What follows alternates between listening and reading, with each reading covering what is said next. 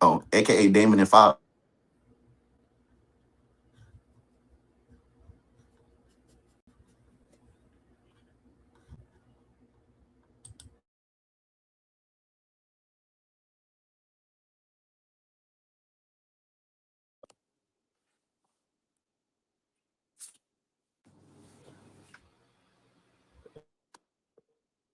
Oh shit.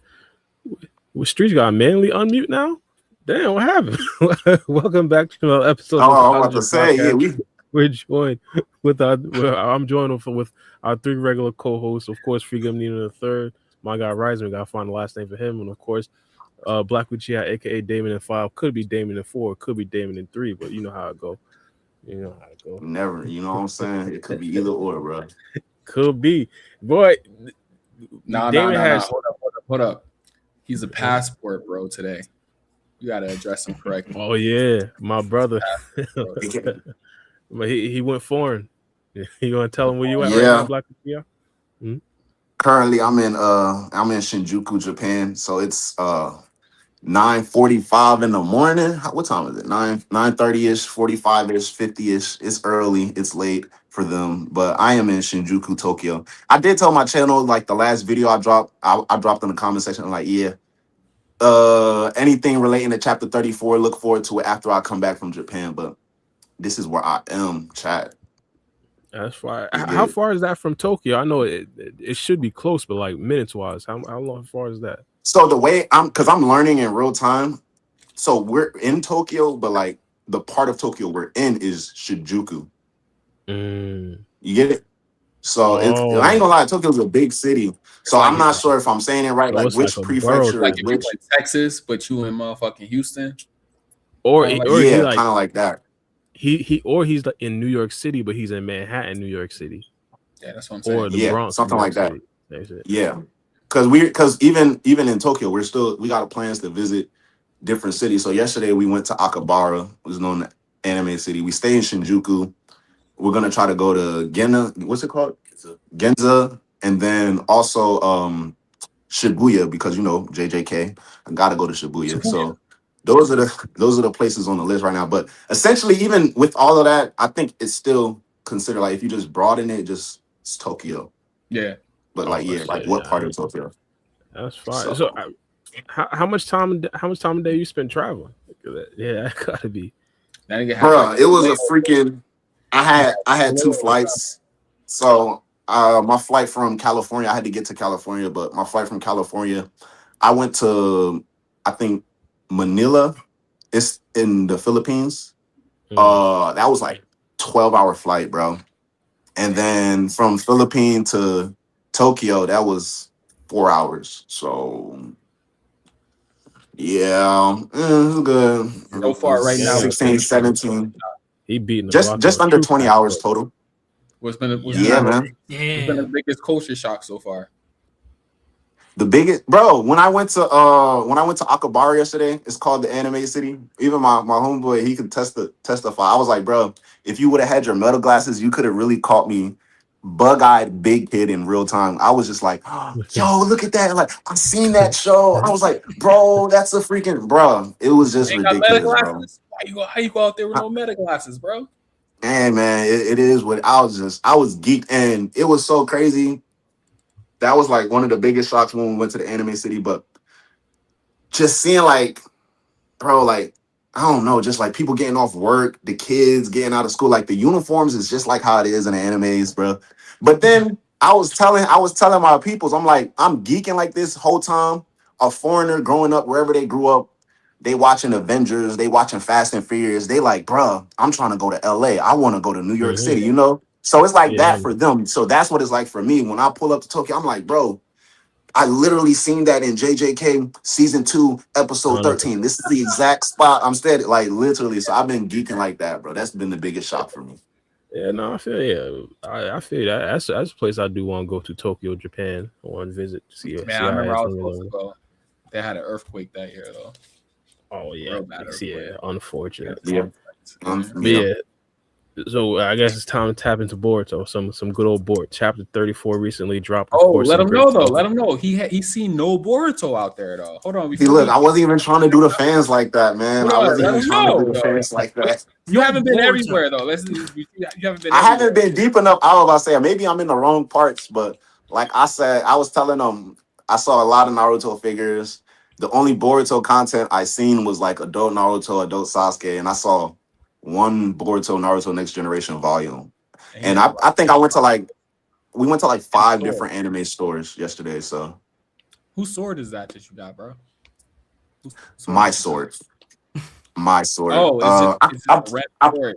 That's why this yeah, guy's being a I bought child. He's hold on, hold freaking on, hold sword on, being a hold on, hold on, kid, bro. hold on, He's rock, a hold on, real rock in the big chat. kid. I bought a Ain't no bunch of way. bullshit. Ain't no way a grown man bought himself a plastic sword. Will he buy? He bought himself a toy sword. No, I respect it. What's that out here? I You respect. know You what I'm can't fly saying? with you Hold can't on, fly hold with on, hold on. with no real That's not strap. the What are hold you on. That's talking not the about? best part, bro. So He could have bought it that come out like here. this. Hold on. I'm childish. So this one is Hey, for me, right? But this what I got for my nephew. It's a longer version, and I'm gonna give it to him, and when I get back to the States. So I'm excited to whip this out. But yeah, I got a sword. I bought a bunch of BS. I told Free Game yesterday he was chopping it up with me. I bought a bunch of BS, bro. Like Bunch of Nico nonsense. Robin wanted poster. You gotta put it together yourself. like a These are puzzle. like good fortune kitties, so it's pretty popular. I like a puzzle, but No, then once I that's put it Pretty together, I'm gonna just popular. like pick it up. what, You know when what I'm you tell saying? your homie It's bring pretty, back some yeah. souvenirs. This is what you expect, though. High key, this is what you expect. Literally, and I told That's Ryzen the I bought a dopest thing. Charizard. That's the dopest Yo, thing. Never taking this off the box. You That's feel the me? dopest. So That's fire. I like that I one. got all of that at the Anime City yesterday, but that's Hey, really I'm it for hating. right now. I'm hating Black. That's the whole thing right now. I'm just hating, bro. The laugh too is just making me hate more, bro. Hold on, let me. I don't know why I didn't bring the sword downstairs with me. I'm gonna bring the sword. I gotta bring the Bro Bro said sword he about to laughing at pile with the Kobu. sword in his I respect it. hand. because I ain't trying to come back up here to pull it out. You know what I'm saying? Pause. Hold on, where my? You Mm. With my sword. know what I'm saying? Hey, it's gonna protect him from intruders, bro. Oh shit. I You swear. never know. That's the thing. Hey, And it's right? crazy. I didn't even need this sword because I got the freaking Zoro sword back home. But it was just, bro. I saw it. I was like, I gotta get it. Hey, that's high grade Japanese plastic right there, partner. That's elite. High grade. You know what I'm saying? Premium stuff that I can't get back where I'm from. You know. Facts. So, I swore but I yeah, saw that. there's that. Literally, I just You know cried. I that. just copped it as soon as I seen it. Did you Yeah, get no, the But that yeah, Boruto content, Boruto stuff was minimal. I'm gonna keep searching, bro. I'm not gonna let it rock like that, bro. I know Boruto's popping 100%. out here. I just gotta find the right parts where it's popping at. You feel me? 100%. yo, when you getting 100%. the data book though? Yeah, facts. We need you to storm the. You need to storm the Get HQ some and clear early that. releases, bro. I Mhm. don't know, man. I don't know, cause every time we walk through stores, they be like magazines and stuff. So I'll be walking past and I'll be like, I wonder if these are the magazines where like I guess we be It's the getting a V lot of the jump. stuff that we see digitally. Yeah, you know what I'm saying? So You but could have been in the trenches this last weekend. Oh no, they don't release on the weekend. Well, yeah, yeah, maybe if it was like another month, you could have probably got to the magazines early. We could have low been key, sourcing the if could have been sourcing the if they spoilers would for the have did Black the History. announce, yeah. If they would have did the announcement, I'm sad though, because it's gonna be June 4th. So I'm not gonna be out here when they do it. But I felt like it Mhm. could have been something big that you probably could have participated or seen. So but Yeah, yeah, man. 100%. Well, I guess that could. Now we can get into Bort. You feel me? Chapter 34 recently Some dropped. some Elite Bort. chapters came out. Cold. I ain't gonna say he disappointed, but regardless, before we get into that, do y'all want to discuss ratings? Ratings for the spoilers. Yeah. We could do that. All right, true. I'll start since I brought up the topic. I'll give it a solid. I'll give it a solid 8. This chapter seemed a lot like a decompression chapter coming off of like a huge arc. Didn't necessarily think it'd be a huge arc because of Mumushi, but turned out to be that. But regardless, it seemed like a decent one. We got a good emotional moment between Sakura and Sarada. I thought that was an elite moment, an elite scene right there. Not only that, of course, we got the, I guess, commencement of Boruto versus Code. It could be Boruto versus Code, or it could not be. I like how they did kind of set up that battle and didn't just have Boruto go to that dimension, even though I still question why Jura isn't getting active right now. Conversation for another time. But regardless, in this particular situation, though, I liked how Boruto entered the battle. He entered with the Karma Seal. I want to know specifically why, if there is an actual reason for that. I'm trying to draw parallels between the last time he actually utilized the Karma Seal. It might have been the first time he fought against Mushi. That's probably something we'll probably discuss a little bit later. But it could be like a tactic to actually, feel his opponent out. And of course, not necessarily like the legit Mamushi. We know he fought him super early, but specifically that particular time could be like a feeling out moment with Boruto where he just wants to see exactly how strong his enemy is. I'm guessing that could be what Boruto was doing here, but I don't know if it was even necessary. Like I thought it might have been overkill. And of course, Kobu couldn't really do anything, but I did like how entertaining that little moment was. They dove into some of their backstory and of course some of the emotions that Kobu had for my guy Boruto. I liked it. Not only that, I did like the I guess part of the decompression of this particular chapter, but of course that little scene with Sarada, Sumire, and Chocho, their little girl conversation, I thought it was like a nice little peaceful moment after the chaos. Yeah, it's solid 8 out of 10. I agree. I would give it a 7 and 8. I like that we finally got some Sakura talk. People have been asking for that, and I feel like part of that is impatience. But also, and this is why I tend to stay off Boruto X or Boruto Twitter, but people actually hated that scene. And I thought it was good. What? Like, we needed that. Yeah, and like they've been asking for it for like the longest. Like, what is Sakura's thoughts on this? What is Sakura's thoughts on her daughter? And when we finally get it, a bunch of the vocal minority on X just go crazy and just hate it for some reason. I don't know. I guess we could talk about it, but I liked it. I feel like it's something we needed to get eventually. Of course, we've had our suspicions. Sakura does wholeheartedly believe in her husband and her daughter, regardless of her memory. So it's interesting to see how people can kind of circumvent omnipotence just by having that blind belief on their with their loved ones. Fire. 100%. Well, what? Oh no, go ahead. Pick up. You can. No, I was saying, I thought that was a scene we absolutely needed. To be honest, she even talked about how she didn't really go in depth, but she talked about how people make comments about her family, and you kind of saw how she handles it. It kind of like she brushes it off.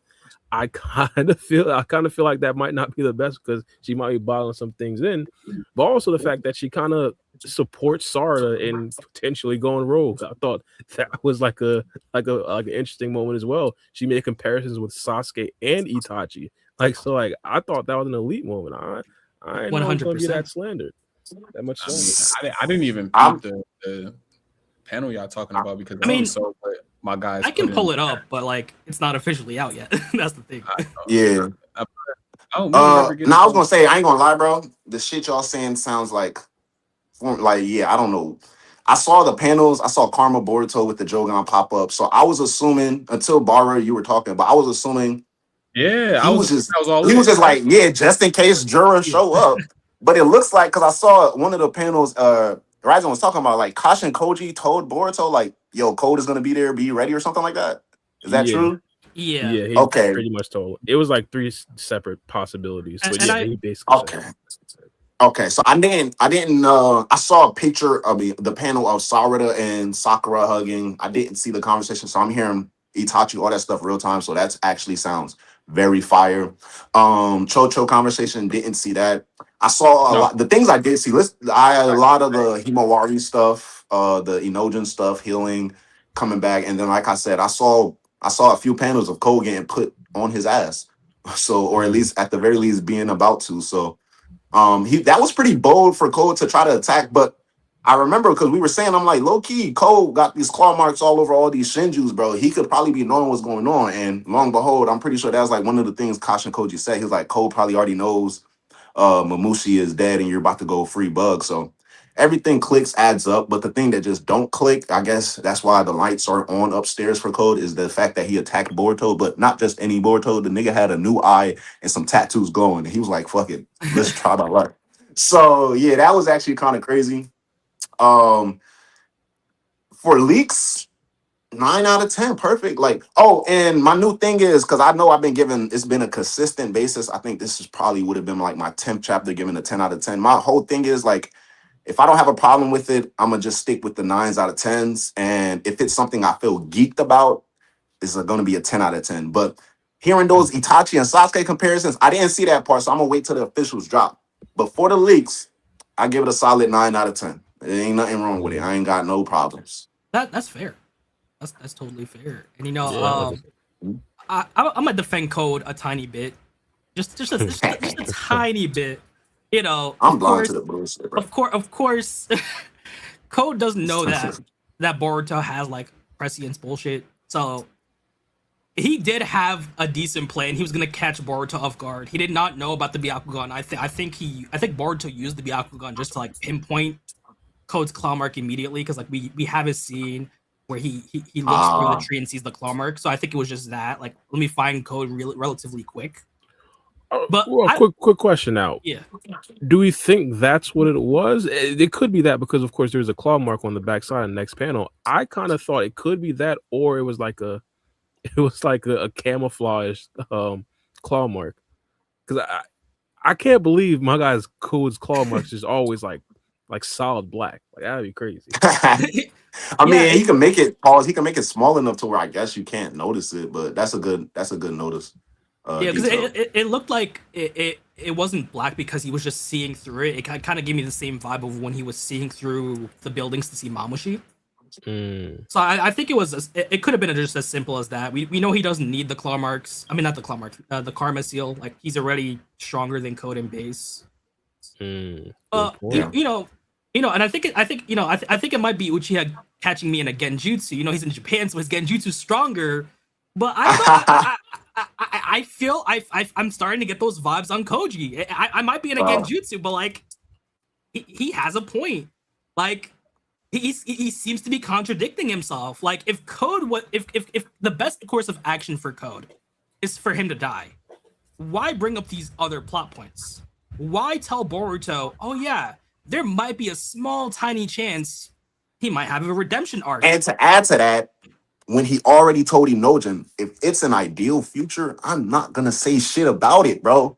So based off of your logic, Koji, the shit you setting me out. Because why are you telling me this? If it's supposed to be good, don't tell me nothing. So it's like, I don't know, man. That's all I'm saying. Bro.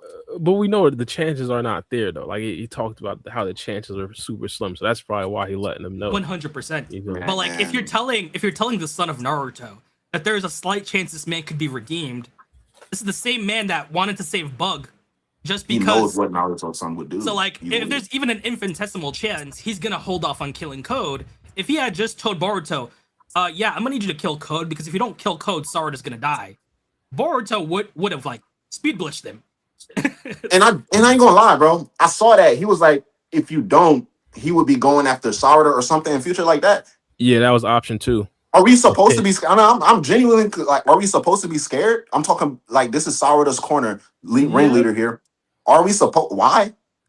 Fucking Code. Yeah, but let's be fair. Big Mangekyo, and it's the fact that, because I saw the translations, Sakura was like, yeah, your vision is worse. It's worse, girl. Yes. All she needs is, like, it's one of those things, bro. I get it. Any day, if that nigga Code catch her after she just whipped out Ohirame, he got it. She's stumbling and bumbling. Her, you know what I'm saying? But bro, you telling me if she go the next 5 weeks without using Ohirame, she's just boxing and Chidorian. I dare that nigga Code to pop up in front of Sarada's face, bro. I dare him. But see, I think the problem. Oh, you can go first, Bora. No, I was saying that's what I think she should be worried about. Not necessarily a one-on-one battle where Code pulls up on Sarada and say, "Hey, I declare you be my prisoner." It wouldn't be that. It would be him pulling up on some sneaky, sly little claw mark thing, and kidnapping Sarada when she least expects it. Yeah. Yeah. It can't be. He gotta try to backdoor her, bro. She can't be. I'm not even gonna be that guy. But we don't need a damsel in distress arc for Sarada. she's built different, bro. Like she like that, so it 100%. has to be like he has to want to backdoor her. It has to be that. But also, I want that for now her. that we kind of can see that Code does have the ability to pass through the claw marks of the Shinju themselves, if she goes into a fight with Hidari and just loses most of her vision, he could just go yoink, just like yoink her and just So I feel like that's the problem.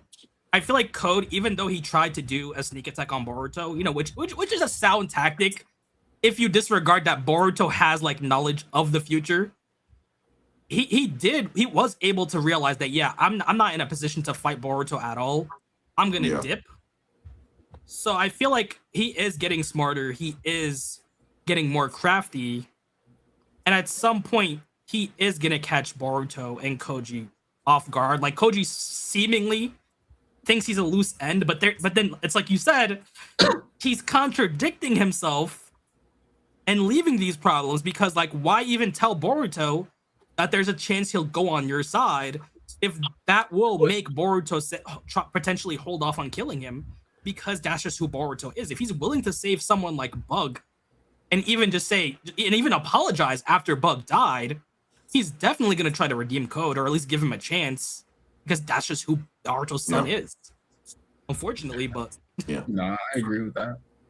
I agree. Yeah, I'm trying to figure out specifically what he said afterwards, and of course we understand that these aren't official translations, so it could be something different afterwards. But he said something along the lines of, like, I have to tell you this third option. I want to see how you word that. Salad has a better translation. Let me see. What did she put on? Hey, shout out to Ready SG. Shout out to $20 donation. Can't make it come on the screen because my computer's bugging. Yeah, unfortunate. Shout out my guy Ready SG. Good looks. He always holds. Shout out Ready SG.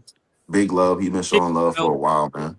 Yeah, definitely. But he says spoiler pack. See CMP in the chat. Hey, we talking a little about Drake dropping or nah? Or yeah, we probably not. Hey, side note, Bara, did you see what I sent to the chat today, Bara? I ain't hear it, but I seen like the subtitles. Yeah, I seen the first couple words. Yeah, I was like, look, I don't know, man. This nigga like today, I'm telling you, Iceman got some crack in it, bro. Like that shit is hard. But that's a side note because I know we gonna get to the Drake stuff. But yeah, go ahead. All right, I found it. Okay, so he says option 3. Hold up, Ryzen. Why you avatar get evil for a second? When you say... What do you say? Got the funny odds. Got the funny odds. Oh, I guess I'm high. I'm too high for your avatar, I guess. That was funny as hell. Oh, fuck. Oh yeah, he do got evil eyes. I just peeped. Bro looked like a villain. Now he just went back to nah. He like flip flopping. That makes it even creepier, dog. He's realizing in real time the BS that Koji be on. That's all it is, bro. All right. Go ahead. So he says option 3. Due to me informing you of these options, there's a chance that a completely different development will occur. Boruto says, so the option where the future gets shattered. Just in case, I'll inform you. In option 3, he cuts ties with the Shinju and joins our side. That being said, the probability of that happening is essentially 0. If you have the chance to end his life, then do it. The less concerns you have, the better. So, like, if the whole point is to goad Boruto into killing Code, why even mention it? Because at this point, Koji's either just dumb or he has an ulterior motive because he knows the type of person who Boruto is. It could be, but I would have to say, I think they had this discussion before. Like, before he fought Code the first time in chapter 1 or 2, like, he tried to save him and work with him. Yes. He even tried again after that in like chapter. He warned them back then. He was like, bro, Code, killing you gonna be easy, bro. So just work with me.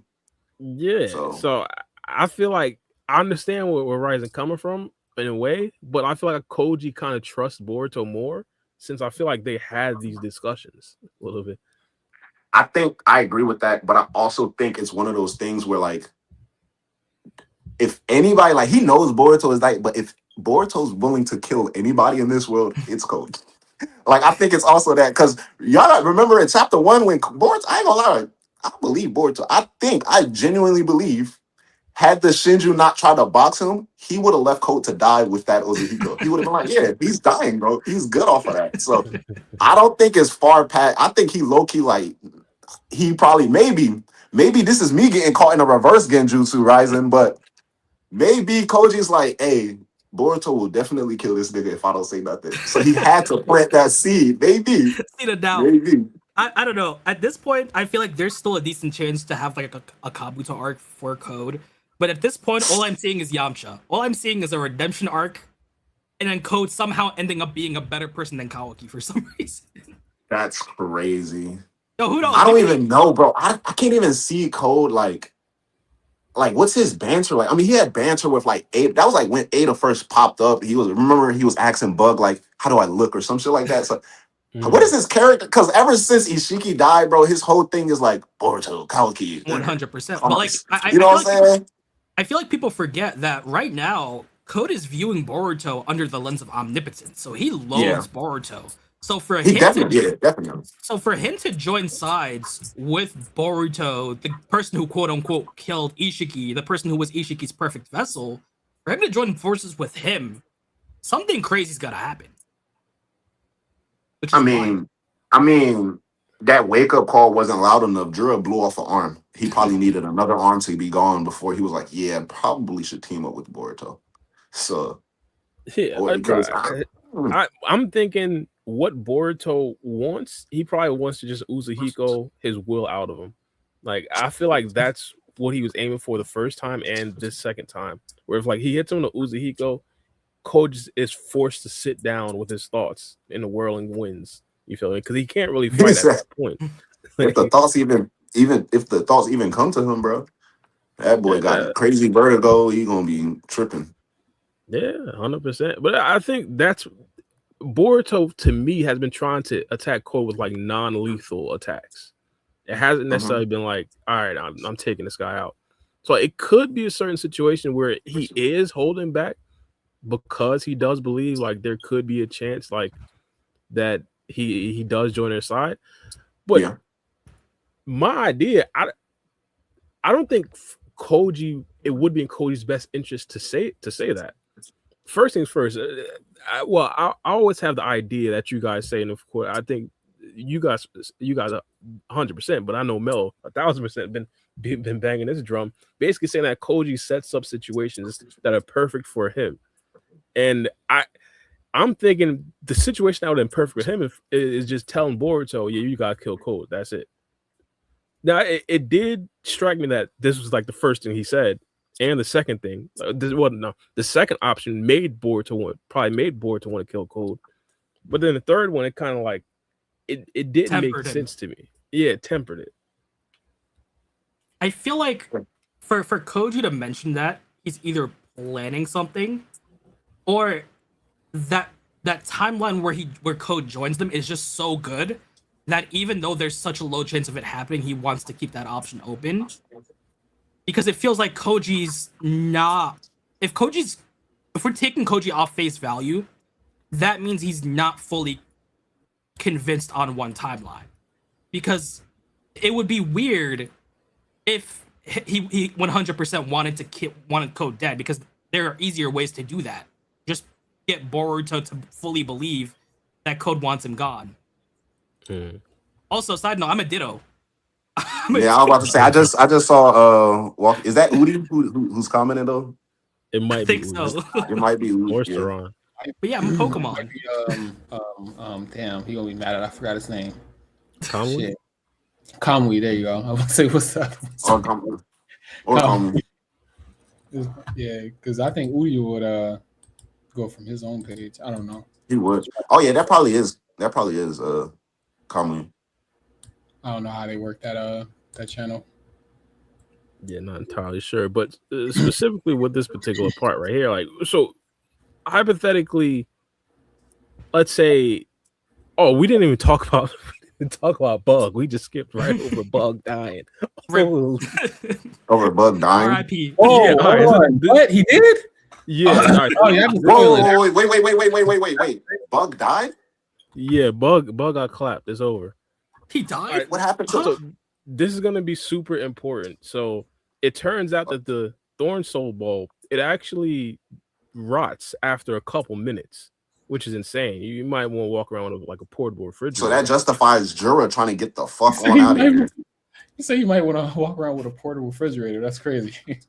Yeah, 100%. But it definitely justifies why Jura was in such a rush. So it lets me know, like, well, this is important because I'm pretty sure 9 times out of 10, whenever we do get the Hidari pack in the air, that's gonna be however long that is. They might actually like shorten it down or actually specify minutes.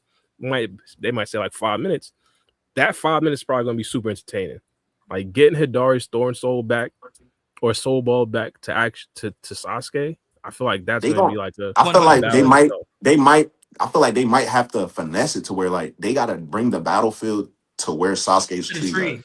Exactly. They got to, or at the very least, Boruto got to be prepped. Like, nah, I got the flying ride and shit here. As soon as we done, zip, I'm out, and we go ahead. 100%, especially because we got to think that Sasuke's been in there for 2 years, and we've seen how Moegi was after only a couple days. We also know that Moegi's Thorn Soul lasted quite a bit longer than Bug's because she's a shinobi. But now that we've seen Bug, who's not a shinobi, but also has been in his tree for a significant amount of time, it might give... This might be what Ikamoto's trying to do. He's trying to place that seed of doubt in us that Sasuke has been there for 2 years. He's probably like super weak, super low on chakra, to where his Thorn Soul, like Bara said, might only have a couple minutes left in it before it just rots, especially because Jura focused on Hidari specifically. Like, damn, I gotta get this man back up and running before he disappears. Am I skipping it? Where is this happening at? I don't see anywhere. It's the last Bug? stage. Yeah, but the Bug situation happened afterwards. I'm seeing all that shit real time, bro. This is crazy. This looks like fire. All this shit keeps on popping up more. Okay, it's more. Yeah, right there. You know the vibe I got from Bug? I got that little Cell Arc vibe when Piccolo found that one dude mid-absorption. That's the vibe that I got. When Cell was going around destroying all the towns and stuff like that. Yeah, when that one dude tried to pay Piccolo to save him. Oh yeah. That's crazy. Wait, so did Bug have actual? You know what? Let me not. Oh yeah, Bug got killed. Scroll up a couple more panels, like 2-3 more panels. No, I was gonna say, did he have actual dialogue? No, no. Didn't say shit, bro. He just. That's what I was saying. He deflated the balloon. It literally said poof. Bro. All right, so I'm gonna just go ahead and spoil myself. So what happened? Did Boruto return to Thorn Soul and then he died after, or what? Nah, he didn't get it in time. Like he was right. He was right there. What's going on, my guy? That's why Baru was saying it's going to be kind of interesting when he has to get it back to Sasuke because he's on a time at that point. Yeah, that's why they brought that up. So then the whole time when he whooping on Code, that's after Bug dies, or that's before? That's before. Damn, so Code wasted his time. Yeah, so Code kind of got a kill. You know, he got rid of Bug, which is funny. Man, hey, do you guys like that over Code? Like the what was it, like the conspiracy or like the theories people had that, or we had as well, that if he was going to try to like eat his Thorn Soul bulb and like get a power boost and shit like that. You like that, or do you like what we got in this chapter? I like it because I like it because it shows that you can't really get a power up from the Thorn Souls. Like they go like that. They're finite. Mm-hmm. Yeah, and they tend to burn out. It doesn't seem like they're just chakra fruits. So at the very least, off face value, it seems like those theories are dead. So now we can kind of move forward. Or maybe Ikimoto's like, you know what? We're not gonna treat this one like Oprah. You get a Thorn Soul. So he's like, he's gonna do a power up, but it's only gonna be one person, and it's only gonna be for one Thorn Soul. So it might be Jura's Thorn Soul, if he has one, that ends up being the one that gets devoured again. You know what I'm saying? I could see that 100% because. But what was his? Because if anything, his Thorn Soul bowl will be connected to what the Tails, right? Yeah. Yeah, so it wouldn't really rot to somebody that else. fast. Mm-hmm. Imagine if there actually is a 10 tails in a tiny tree somewhere. Like that's crazy.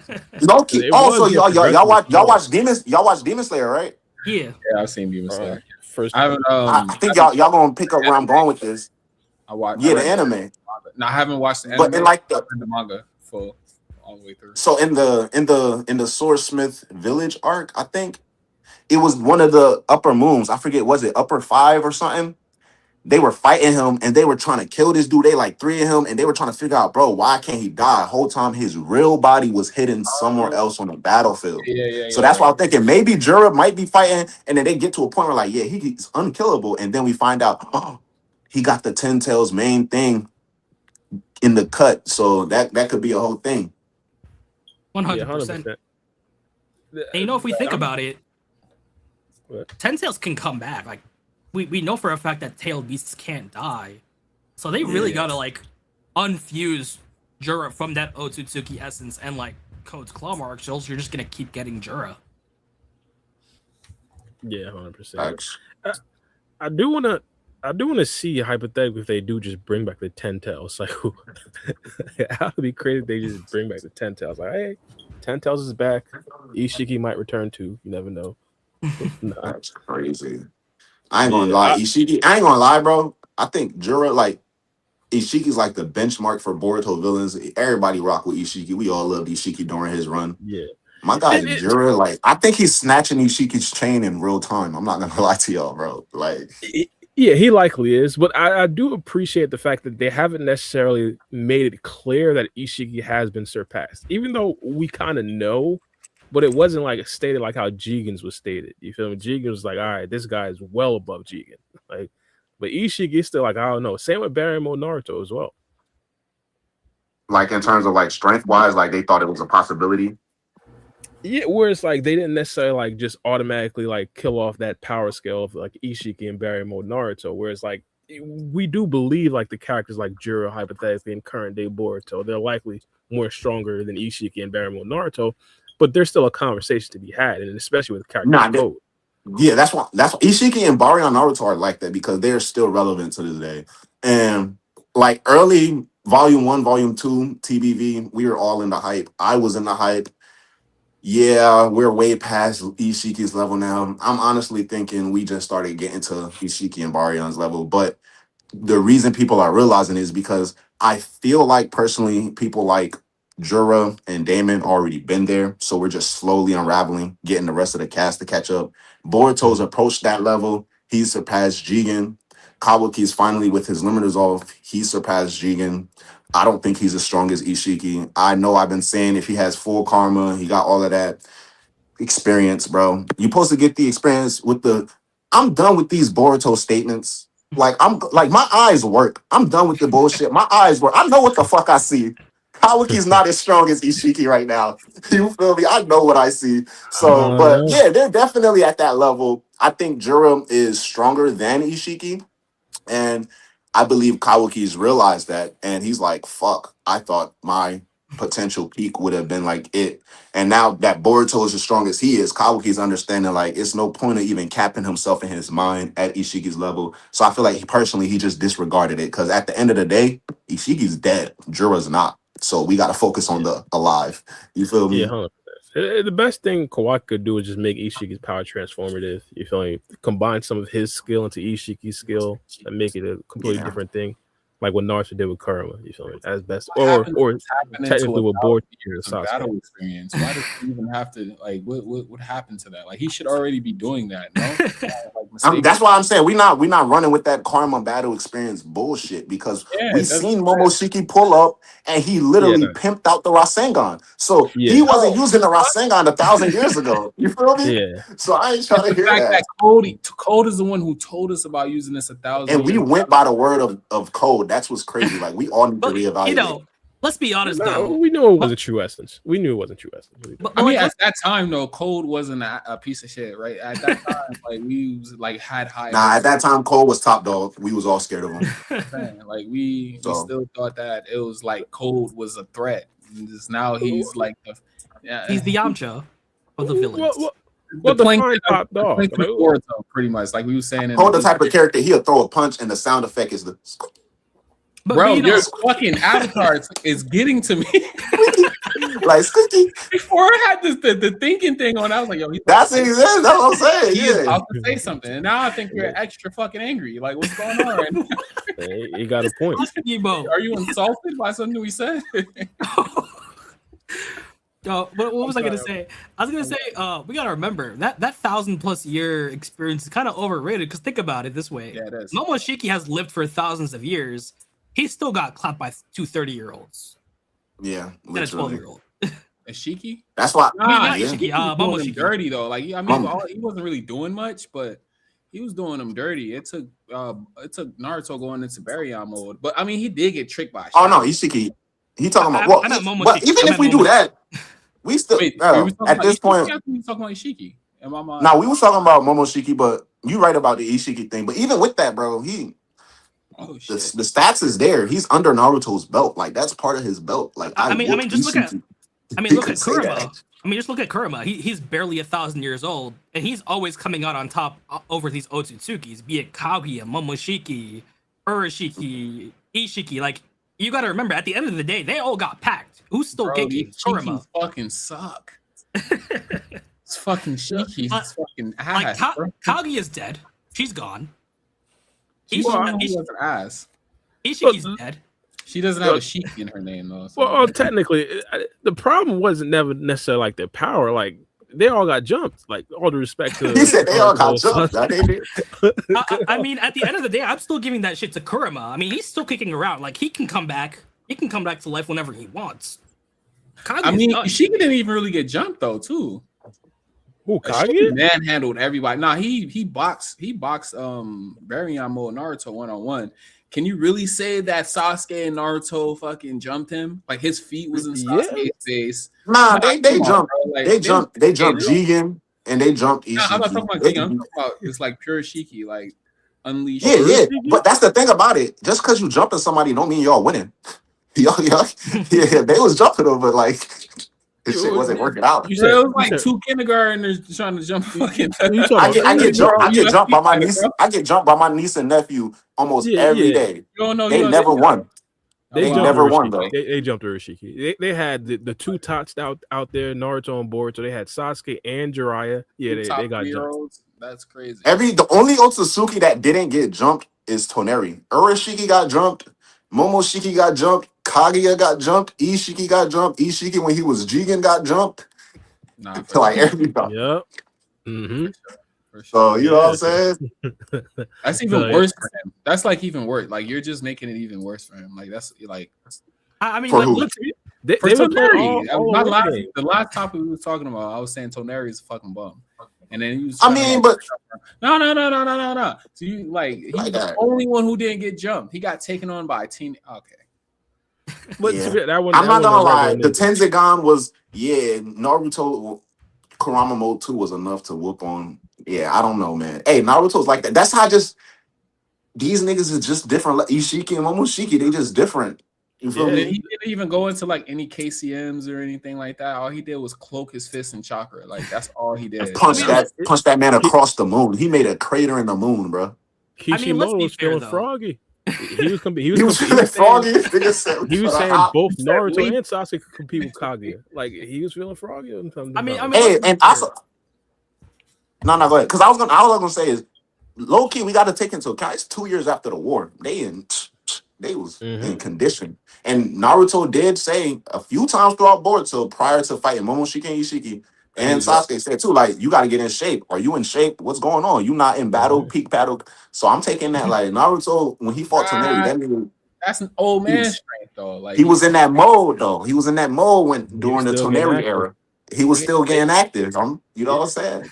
They understood that the number one enemies at that point were Otsutsuki members, and they understood they had to train to actually match them. So during that time, you feel me? They had to like legitimately get up to the Kage level. So at that time, when Naruto was like 19, 25, boxing with Toneri, he might not have been Kage at that point, but like he was up there with a lot of Otsutsuki. From their perspective, imagine this: like you in the game of your lifetime. You start from the minute the buzzer beater go off. We're about to lose this.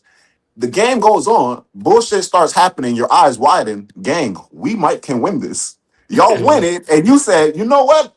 That's not. Let's go hit the gym. Let's go to the gym. Fuck all that. We gotta train. You know what I'm saying? Naruto was getting all the holes back then too. At that time, he was, and he was getting hella hoes too. You know what's funny? Something I just realized. Sorry, ladies.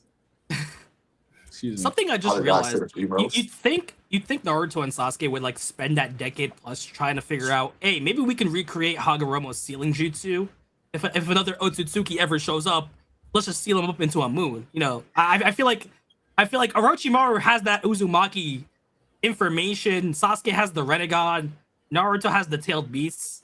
You'd think that in a decade they could like figure out like a comparable sealing jutsu, but nah. Let's throw That's hands. the thing about it, Let's throw though. hands. That's the it go back to the hidden. It go back to the hidden leaf guidebook, Ryzen. Them niggas was looking for the Otsutsuki so they can box. They was like, nah, we fighting. We go. Sasuke was spending all those years. He's like, I know they here. Kage was running from somebody. We not finna figure out how to seal these niggas. As soon as I find them, Naruto, pull up. We finna fight. That's what the time they was on. And then Ishiki knocked some senses into them. That's all it was. You know what's crazy? Put them fists on them.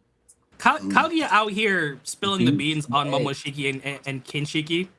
But how crazy would it have been if she added like karma stuff? Like, oh yeah, Otsutsukis have the karma ability to revive in a vessel. How different do you think Boruto would have been? If Loki, if you think about it, if Kaguya would have stayed alive, because she was prepping for Otsutsukis to come, so she probably would have got rid of. Let's assume she gets rid of Momoshiki and Urashi and Kinshiki, right? Urashiki hung out on Earth because he was like, nigga, is that Naruto inside? Like, what are they doing? Like, this is confusing. But if he would have went down and he like, nah, Kaguya's on some stuff. She done killed Ishiki. She done whooped on Momoshiki and Kinshiki. The whole entire Earth still calling her the rabbit goddess princess. I'm pretty sure we would have saw some. Like I used to say back in the day, my guy Tutushiki Otsutsuki, the Otsutsuki leader, we would have saw some Tutushiki action. He would have pulled up. We would have seen some Shibai back then. Shibai was a name drop. We would have seen some Shibais pulling up probably. So who knows? Yeah, you never know. You know, just to be fair on Toneri, you gotta remember he ain't a full Otsutsuki. Let's be fair. Yeah, true. He in a similar boat to like the Hyugas and like Naruto and Sasuke.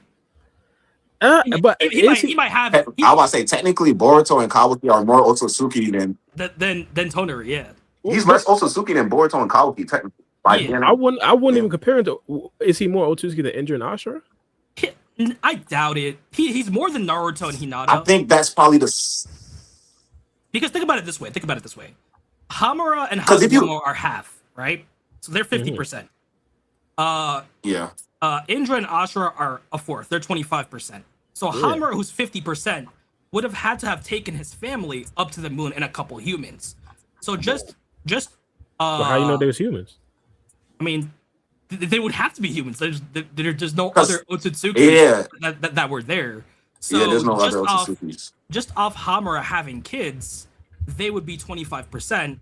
So just that next generation right off the bat, they'd be lower than 25%. They'd be like at 12. And then on top of that, they're living on the moon. The body, DNA, genetics, they evolve. So they probably just adapted the natural characteristics of the Otsutsuki. That's why Toneri was pale. But if you peep, his eyes still weren't like as like the other Otsutsuki. It wasn't. So, it wasn't true. Like, because you could tell he was kind of human because he was pale, but it was like. You can tell it's just simpler. Like you said, the Hyuga. It's just that the Hyuga raised on Earth, those Otsutsuki's were on the moon. And you know, they would have more like inbreeding, so they would be a bit more Otsutsuki than like the other clans. But they would be more human than Otsutsuki at the end of the day.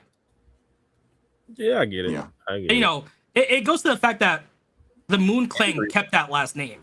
If Ashura's family kept the Otsutsuki last name, we'd be rocking around with Naruto Otsutsuki or Sasuke Otsutsuki. It just they changed their last name over the centuries. So now we have to put a different level of respect on Toneri's name. If you're telling me he didn't have that much Otsutsuki, chakra, he had some, but like it wasn't crazy. What was this and he nigga's still parent? managed to.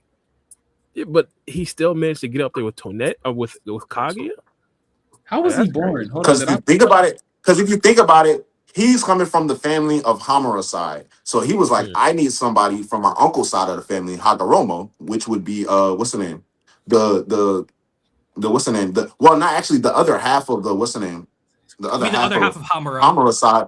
Yeah, the other half of Hamura, which would be back on Earth, which is the Hyuga clan. So he's like, we need the full bloodline of this side of the family in order to unlock our true powers. So he was like, I gotta 100%. go down there to my cousins. They cousins, essentially they're cousins. Yeah. So he's like, I gotta go down there to my basically- cousins. That's what the Hyuga clan been doing. It's basically like the Uchiha and Senju, like Madara getting Hashirama's cells to recreate the Rinnegan, recreate Hagoromo's power. He basically did that, but for Hamura. Yep. It's all in the. It's all. Yeah, I ain't gonna lie. Kishimoto, he covers his tracks well enough than we actually give him credit for. So it's there. Yeah, 100%. Respect it. So what do y'all think? What do y'all think? Amado's pulling Kawaki to the lab for though. I think he's gonna gaslight him. He pulled that man to the line. Yeah, so trying he to told rob him. his daughter. What you think? So he Yeah. told Well, not literally pulled him though. My bad. to head to the Probably lab. like, You could. Yeah, he used the Koji tactics. Toad. Wait. What's with the toad though? Like, Amado has toads, or did Koji summon? I He mean, realized Koji was alive. I- They started. You know. So he hacked the 100%. toads. I Nah, I think he guess just he has tapped to. back into Amado created those toads for Koji. Yeah. Yeah, probably but just when tapped he back can into start old using codes though. I mean codes, toads though. Like One of the first time, remember when he pulled up, he did the interrogation. He had he had his Toad glasses scout. connected to one of Koji's toads, so he'd been tapped in with the toad stuff.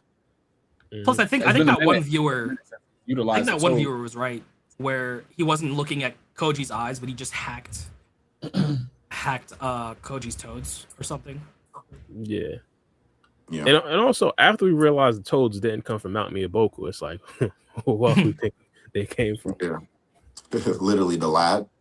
Yeah. So yeah. But yeah, so I think not Koji. I think Amado is trying to get him back so he could probably convince him to revive his daughter. You They think just he's finished the big arc. You think you think that's they're leading to that this soon though? They should. I don't necessarily agree with the notion that she's going to be like a final boss or final villain. Bro, Like- at this point, you might be right, gang. Like, at this point, who knows what Kishimoto's cooking up, bro? At this point, like, Yeah, I just don't see it, and that I'm should. still on in Akebi theory, like, Otsutsuki. I'm still on Princess Akebi. So it's I a feel missed that. opportunity if they don't do it. But hey, you never know now. You never know. 100%. yeah, think- And they can go first, Bar.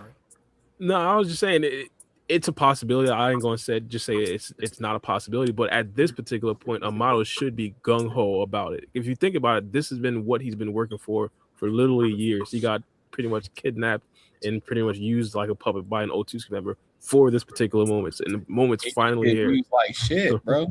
You don't Yeah. know who the fuck Amado is. Javi. This guy has no idea.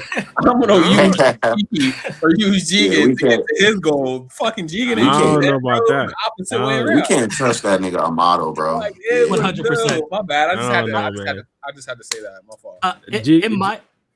In my opinion, But I think he's gonna gaslight Kawaki just to get to Koji. Oh, because bro, now- I just said that. That's crazy. I A think he's gonna tell Kawaki to find Koji. And you said it. yeah, 100%. Because like, think about it this way: he knows Koji can see futures. He's a scientist. Scientists play ensure odds. He could easily gaslight Kawaki into getting him Koji, because Koji would serve a use for both of them.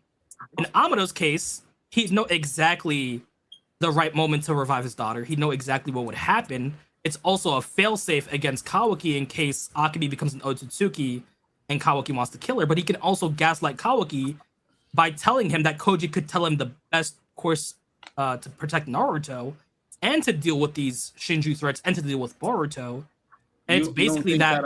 You don't think that Koji will see that coming though? If He has to. But I think it's the fact that Amado just learned in real time, like, this nigga can see the future. That's all I needed to know. So now he's just activating the next step of his plan. I mean, yeah, you're right. But don't like if he can see all possible timelines and futures, he don't see a future where maybe he's not looking for that specific. It's the fact that you asking that question right there is Right. what Ryzen is realizing in real time and what I've been trying to say. He don't be saying shit that makes sense. Cause now you gotta. Cause now you're like, wait, didn't he say? That's why, bro. You could go into any Boruto conversation, bro. I guarantee you, any Boruto conversation, any Boruto community, you hop on Naruto Explain, you hopped on Walkie Talkie Podcast, Cloud Ninja, I guarantee you there's a point since TBV dropped, somebody said, bro, they was like, but didn't Kashin Koji, or there's a debate about what Kashin Koji meant in a statement, bro. It's because we all falling for the same shit, bro. He's not making sense on purpose. So don't stress y'all. I'm telling you, he's not making sense on purpose. He says enough to where it's like, it sounds like legit, but then if you think about it, it's like that meme I sent, what the fuck are you talking about, Kashin Koji? Because I just thought about what you said and it don't make sense. I mean, he's got a point. Like, on one hand, he'll tell you that, yeah, the future's deviated so much that I don't really know what's going to happen. But then in the next chapter, say, oh, yeah, Code's going to do this. Like, most likely he's going to do that, this, and that. And then he got three options. He got three options to give Boruto. After he just told Inojin, he literally just told Inojin, the fact that I taught you this jutsu and you learned it, from that moment on, everything has been unfolding in a path I have not seen. I don't know what the fuck going on. 100%. So now all of a sudden you know what's going on? Is it because you got an update and you ain't telling nobody, or is it because you've been bullshitting from the start? And you know, if you go back to like the Sand arc, if he was talking on face value, he would have said, "Oh yeah, in this previous timeline, Code might have switched sides, but because the future has changed so much, that future might have been destroyed." But now he still seems like he's like, "Yeah, this future still exists," which is kind of weird because he hasn't gotten an update yet. And by his words, these futures should be irrelevant now to an extent. I wouldn't necessarily say that. Hypothetically, if there's like multiple different futures and like the same thing happened in a lot of those futures, it would kind of make sense for, you know, for this to be like a heavy possibility. I can see that. Does he have to verbally tell us every time he has an update though, or like do they have the vision? Yes. Go have like, is that necessary? Do you think? Yes. Yeah, I'd say yes. I don't want to see that visual every time though, bro. It's like he's like in the deepest ecstasy when he's like having fucking bro eyes turn white. He looked like he in paradise. He was like, "Hey, stop talking." He said, "Stop talking." Dude was living Jiraiya's paradise. Dude got a glimpse of Jiraiya's heaven right there. Oh, no. But that's the thing about it, bro. I'm not like pertaining to this guy Koji. It's like, I know right now we're operating off of leaks and all of that and stuff like that, but the history is there, bro. So even if we go into this chapter and he has all these directives for Boruto, so I'm thinking about like, is it like certain parts of the future that change and then the rest of the future, oh nah, that's still the same. Like he can have that benefit of the doubt where it's like, maybe yeah, he taught Inojin the jutsu and then he's like, whoa, shit, for the next 5 to 4 days, that's not how it happened when I saw it. But after that 5-day mark, everything goes back to, you know what I'm saying? Like I'm like everything goes back to what I originally saw. So he could have that benefit of the doubt, but I don't know how prescience work, but I don't think that's how it works. I really think once he's told Inojin everything's unfolding in ways that I've never seen, I think that applies to every future, and no matter how far out, it's like, nah, this shit is all different. So yeah, maybe I mean, I don't know. I guess it's like what Boris said. Especially because you know, I slurred my words for a second. Because it's hot in my room. I think it's like what Boris said. Like, Code's just so predictable. Like Koji would say, "Yeah, this is probably gonna happen," and it'd just be weird if it doesn't. Like that's like in every single timeline, Code does this or that. So okay. I'm gonna. So he's just operating off of like what he already said. He's like, this probably could still happen. That makes sense. He can still have that character. This is most likely what he's going to do. It's a high possibility that he's going to do this from all the future. Yeah. Okay. But we did that's fair. We did get a little Koji mini data book recently. Oh, did we? Really? It's right here. Oh shit. Let me zoom in, and they reference Jiraiya. So let's see. Jiraiya was referred to as one of the legendary Sannin. He mastered Sage Jutsu and various advanced ninjutsu and passed down his teachings to his students like Minato Namikaze and Naruto Uzumaki.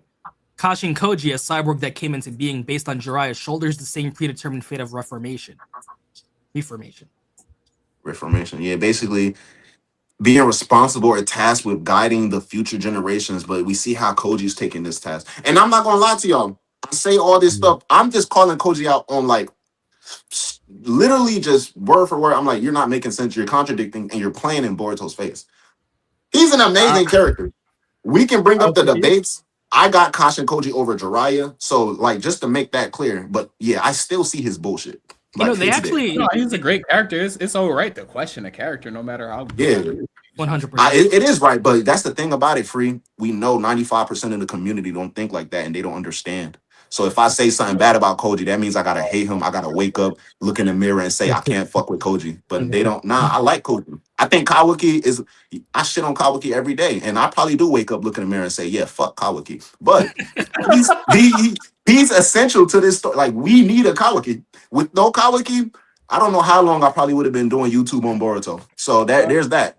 The Kawaki fans want to hear something good. There's that. Wait, Uchiha, do you read Kagurabachi? Nah, I'm gonna watch it though when it dropped. I saw the anime got announced. I don't read it though. Did you see that one chapter one meme with Chihiro? I wake up every day with a fresh thing of hate, Yeah. like fresh hate or Is something. that- I did see that. Is that you and Kawaki right now? Sometimes I'm not gonna lie. I wake up and I'll be like, Nah, bro, it's that crazy. Kawaki really did Boruto like that, bro. You know what I'm saying? Just But fresh Bro, hatred. Kawaki didn't do anything to This is why I don't get the Kawaki hate. It wasn't Kawaki. we're not gonna do that, did. Bara. We're not It gonna do wasn't- that, Bara. It's not even it's not the life swap, bro. It's the fact that he realized in real time, damn, they think I'm Boruto. Hey, tell the world this nigga Naruto dead. And better yet, tell them Boruto did it. What type of nut ass shit is that? After you just told this man 4 chapters ago, my brother, I'm never gonna leave you alone until we get rid of this karma seal together. We're gonna figure out a way. He killed Boruto the first time. It's cool, and I never griped about it. Why? Because Boruto literally looked him in his eyes and said, we gotta go with the last resort plan. Kill me. Ever since then, Yeah. Boruto has been showing resistance and he refuses to listen. So where's the value in our relationship? You mean ever since Boruto was fused with the Otsuki member controlling his body?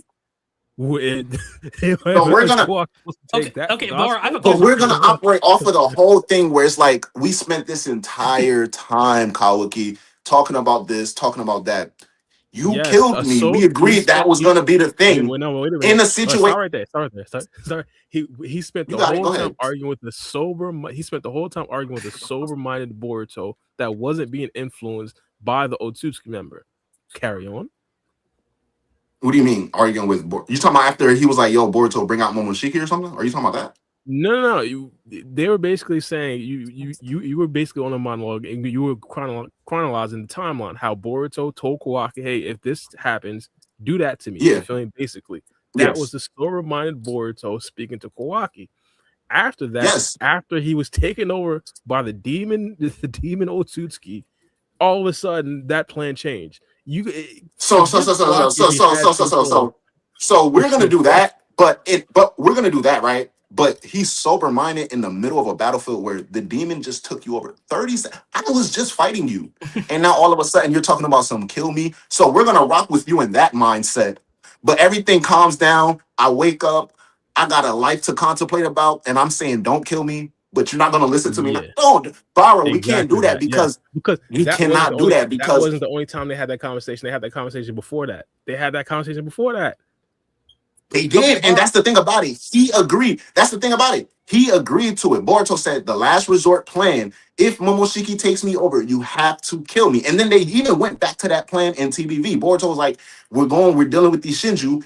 If Momoshiki takes me over, kill me. So after the first time he died, all the way up until Omnipotence, he died, and now he's like, I gotta figure out what the hell happened. And on top of this, I'm not abstaining any blame from Boruto. I see people bring this up all the time. I be on Boruto's. I'm not a Boruto. Like, listen, Boruto should have told motherfuckers, yo, Momoshiki has this prophecy about me. Yo, Ike been talking about. He kept a lot of secrets he should not have kept. Why the fuck in y'all's heads, not saying you, Bara, but in general, why the fuck in y'all head does that justify Kawaki? It's like, oh, Boruto lied. He's a liar. How many of us all lie? That aside, even that aside, though, it just at the whole entire thing, situational. Everybody comes back to the village. Kawaki literally processes what happens. He understands the severity. And at this point, he's accepting the potential consequences that come with it, even after understanding Boruto survived. Because he's telling Naruto, well, what are you going to do with me now? You know what I'm saying? And then when they talk to Boruto, now we're finding about Ada, Damon, real time. Yes, he sensed Momoshiki. Yes, He's freaking out. And yes, you know what I'm saying? He just came from fighting this guy, Momoshiki, and all of this extra stuff. So he's looking at Boruto. He's not seeing Boruto. He's seeing Momoshiki. Why is Kawaki still to blame? Because literally he contradicts himself. He's not seeing Boruto, he's seeing Momoshiki. So you can't say you love Boruto or you're doing this for Boruto if you're not looking your brother in his eyes and talking to him like a man about what's going down. I sent your father so and so. Like he literally sent Naruto and like Boruto aside, bro. He sent Naruto, Hinata, like Himawari without that whole Karama weird mumbo jumbo. Like I think Naruto, he letting her believe the last 3 years your parents are dead, and he's like, after this, I'm gonna just bring them back. I'm gonna kill. Like what, bro? That's not valid, bro. That's not valid, bro. I That's agree. not. I don't think Kawaki genuinely believes that Boruto is 100% in control. I don't. That's why I say he don't see Boruto, but that's his fault. Yeah, but to be honest, I don't think that's his fault at all. I think he's being respectfully cautious. Okay, Bar, I have a question for you. Nah, I believe that's his fault because we're not gonna play that card if this whole, especially in the verse of Naruto, empathy, sympathizing, and then in terms of general, like the whole entire network and chakra thing. Kawaki been through some shit as a kid. He knows what it's like to have decisions outside of your fucking control. Yeah. So he of all people understood what that was and how in terms of like having an outward hand extend that reach to you, the help that would be needed. He's making decisions for Boruto, and he hates Otsutsuki, specifically Jigen, Kara, for making decisions for him. So how does that, you see what I'm saying? How does that work? I mean, exactly. I love the silence. No, okay, I understand how this could be confusing, but you have to understand. I'm pretty sure you understand where Kawaki's coming from, though. You can't expect him to 100% trust Boruto. I understand completely. I do not agree with it completely, but I understand because that's why I say it's bullshit because that's not a valid reason because he's choosing to ignore certain things just so he can justify certain things. It's like you have the picture. It's a whole picture, but you don't like that part, and that part. So you're going to ignore those parts and then just keep the certain parts and try to say it's still the same thing. So he's like, break this down. What parts doesn't he like that he's trying to ignore? That's what I'm going to say. All right, so I'm going to break it down. So in the entire picture, Naruto's the Hokage. He has the village. He saved Kawaki. Kawaki has respect. He reveres. He looks up to Naruto. The entire picture is, I want Naruto to live an ideal, peaceful world. But wait, I don't like the fact that his son is an Otsutsuki killer. Justifiable, he needs to be out the picture. But wait, I don't like the fact that the village don't want to listen to me. Can be justifiable, but he still decides. So you know what I'm saying? After everything that he told Boruto, he hated the Kara for it, Jigen for, he then gradually proceeds to operate in that mindset. He's like, fuck it. No one in the village understands. And they will never understand. So I have no choice but to do it. And he looked Naruto in his eye and said, I'm going to have to do this. And I realized in real time, I can't do this with you here. Contradiction number one. How the fuck do you claim to look up to this guy and respect his ideals and want a peaceful world for him? But everything he taught you, and in the manga, it's been stated because Amado himself been in the village for 6 months prior to going there. So Kawaki's been in the village at this point up to a year. So you telling me in part one, you spent almost a year living with Boruto, Naruto, Himawari, and Hinata, and you still felt right in your soul to send these niggas away after hearing all of the ninchuriki, we can connect. You, Kurama's popping up. You think I can ever be like the Hokage? Do you think I can be like Naruto? All of this extra shit, and now you see how he's moving. So he looks at the entire picture. Back to the analogy, he looks at the entire picture. He don't like the Boruto stuff. He don't like the way ninjas operate. He don't like the fact that Naruto got to continue protecting the village, even though, nigga, Naruto's grown man, bro. He's been doing this before you were even thought of, nigga. He's been doing this since your father was probably looking up to him because everybody knew Naruto was popping after pain. So he's been doing this. You can't just pop up in the picture and say, nah, I got a better answer. And it's been shit ever since you started to provide that answer. I don't know. I don't know if it's been that, but I do believe the more he loves Naruto, it's not necessarily a reason for him to like trust Naruto and actually want to go with what he wants to do. And of course, because he's a Hokage, it's kind of like the opposite. I feel like I'd say this: if he didn't love Naruto that much, he wouldn't have sealed him. He wouldn't have. If he didn't spend that much time with Naruto and the rest of the family, and Hinata, he wouldn't have sealed him. It would have What been about a complete Himawari opposite though? effect. Now, I Like, get, I like, no, I ain't gonna lie. You can make valid arguments. I don't think valid enough, but you can make valid arguments for Naruto. You can make valid arguments. Probably the most valid argument is really for Boruto because they had the whole back and forth, kill me or kill me not. Yes, but what about Himawari? Like we take, like I'm the type of nigga. It happened in the anime. It happened in the manga. Yes, two different continuities, but in the manga, canonically speaking, Kawaki's been in the village for up to a year, Amato 6 to 7 months, and then the Omnipotence and Cold Arc happened. So he's been in the village for a year. In the anime, he went to the academy. So that shit happened in the manga. It had to have happened within that year time frame. So he went to school with Shorty, the whole princess saving. He learned all of these things about working together as a team, working as a ninja. You know what I'm saying? He's learning ninjutsu from Naruto every day. He knows Himawari is like, she calls the nigga big brother now. So what about her? What about her feelings? And not even just that. These last 3 years, how have you, like, if we would have came back in the village, people came back into TBV chapter 1, they saw Kawaki calling Shikamaru kun, or like they add a honorable or respectful honorifics on the end of Shikamaru's name from Kawaki's side, and they're like, oh, look at Kawaki being, nigga, what? That's BS. It's been 3 years. Himawari still lived by herself. That's not a bad thing because we understand how culture is in Japan and stuff like that. But you don't talk to her. You constantly tell her from it's implied. We haven't seen it more than once, but you constantly tell her, "Don't call me big." He's a dickhead, bro. I've said this before. I'm pretty sure. Like, he's a dickhead. But here's I don't understand why people get mad at Kawaki for taking Boruto's life, but then get mad at Kawaki for not taking Boruto's life. That's imagine being in Kawaki's situation and having him. See, that's a contradicting person. That person needs to have, like, they got a problem with just Kawaki. Then I don't have a problem with him taking his life the first time. My problem was him continuously trying to take his life after that moment. That's what I'm like. All right, Kawaki, what's going on? Like a clear, plain example of him trying not to take his life. Kawaki could have said, you know what, I'm going to dip out of the village. I'm going to hunt down Boruto. I don't have to stay in the village. I mean, he's still eating the food. He's still getting the paychecks. He's still getting the clothes. He could have said, you know what? He had to protect that and leave. I mean, the other villagers weren't really in danger either. Code was spying on them, but he wasn't taking action because Boruto wasn't in the village. So low-key, up until the Shinju, Kawaki could have just said, you know what, I'm not going to go hunt down, quote-unquote, my father's killer. No one's gonna bother him about that. And he could go rough it up in the woods. But he said, and then even that. No, go ahead. But he said, nah, I'm gonna eat that taiyaki. I'm gonna chill in that comfortable bed. I'm gonna live in that mansion. I'm gonna get that Amado maintenance and get Boruto's paycheck while I'm at it. All right, now we just laughing. He was clearly in the Hidden Leaf Village protecting the leaf against invaders, especially characters like Code. Like the little first chapter, we seen him on a mission to erase claw marks. Like we knew what he was doing. He was in the trenches the whole time. I don't know. It seems like he got Boruto's way.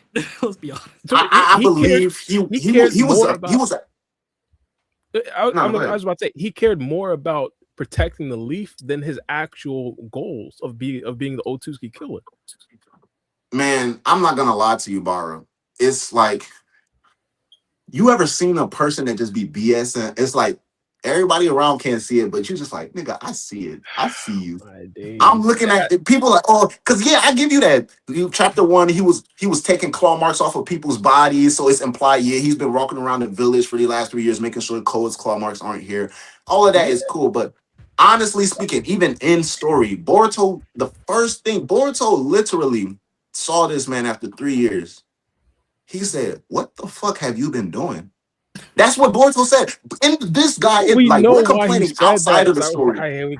We're complaining outside of the story, Bara. He said in the story, he lifted him in his, he said, what have you been doing? And then even to top it off, though. No, but listen, all right, even to top it off, he literally told him, ideally, Omnipotence, you should have freed Naruto and been training these last 3 years. But no, you didn't do that. So it's not just like he's a dickhead. He's being lazy, like what Ryzen is insinuating. Like he's just been in the village the last 3 years, not like going around just taking off claw marks. Again, bro, that's like being a trained it's like being something in a small town. You're trained, you're well, you got all of these perks. The town is used to getting robbed by bandits, but all you do is go around and just make sure everybody's in their houses at a certain time. It's like you're not out there in the field doing what you're actually capable of doing. Like I he can't let should, you get like that off. Ryzen said, he should have been out there probably searching for boards, actually standing 10 toes on the announcements that he made. Like, I'm gonna kill boards, I'm gonna kill. Okay, do it. Prove I it. can't. You know what I'm I saying? can't let you get that off. Prove it. I can't let you get that Okay, off. wait, Bora, I have I a question for you. I have a question for Mhm. you. And Uchiha, free game, feel free to step in. Just, Do you let me think- just. Yeah. Oh god. I just No, go want ahead. to Reply, reply bro. to what he said. I can't let my guy get that off. Boruto was clearly trying to gaslight Kawaki. He said it in text. He was talking about how he was trying to. He tried to have him by himself go to Amato and get his limiters removed, but eventually he had to like flat out tell him and let him know. Even during that specific scene where you say, "What were you doing for the past 3 years?" Delta looked at Boruto and said, "No, what have you been doing for the past 3 years?" Everybody understands that Boruto has been the person that going through the unreal level of training that no one's ever seen before in Boruto. I believe Kawaki had a decent jump from part 1 to part 2.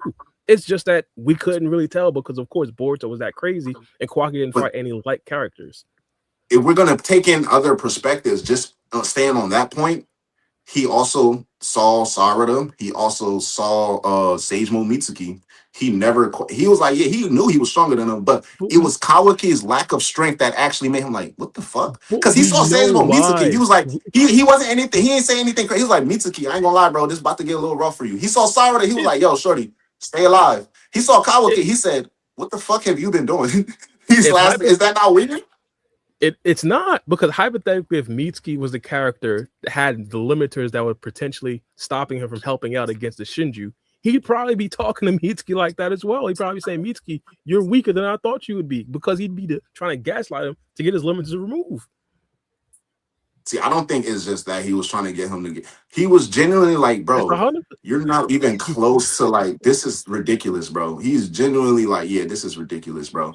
Because they had the conversation on the faces. That was after Boruto punched his guts in, right? Pause. And he was like, what have you been doing? So, yes, we can justify that.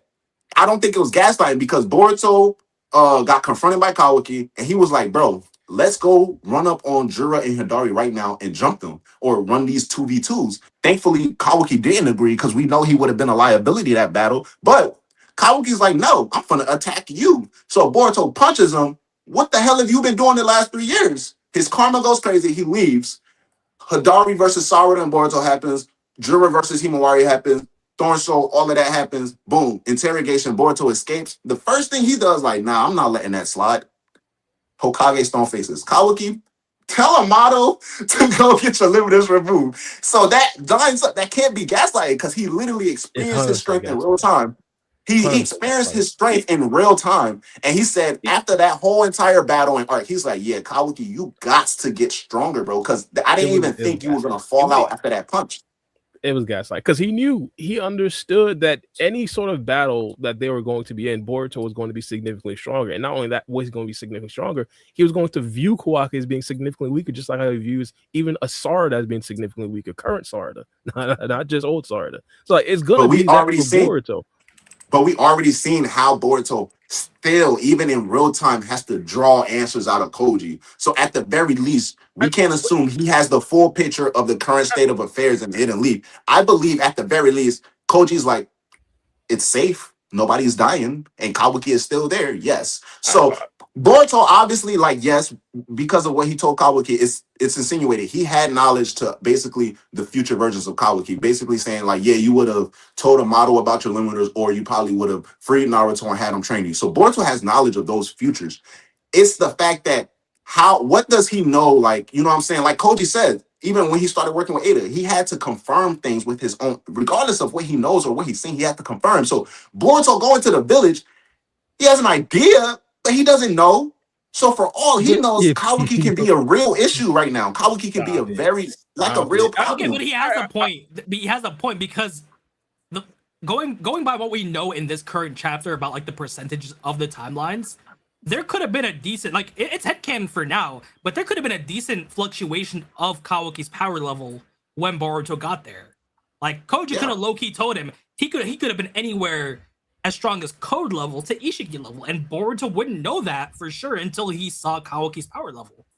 And the So- fact that he was weak as he was, that's where the disappointment came. He's like, damn, so you're not as strong as I thought you could have been. Like, come on, bro. I'm gonna say stop it. And I always bring up this comparison.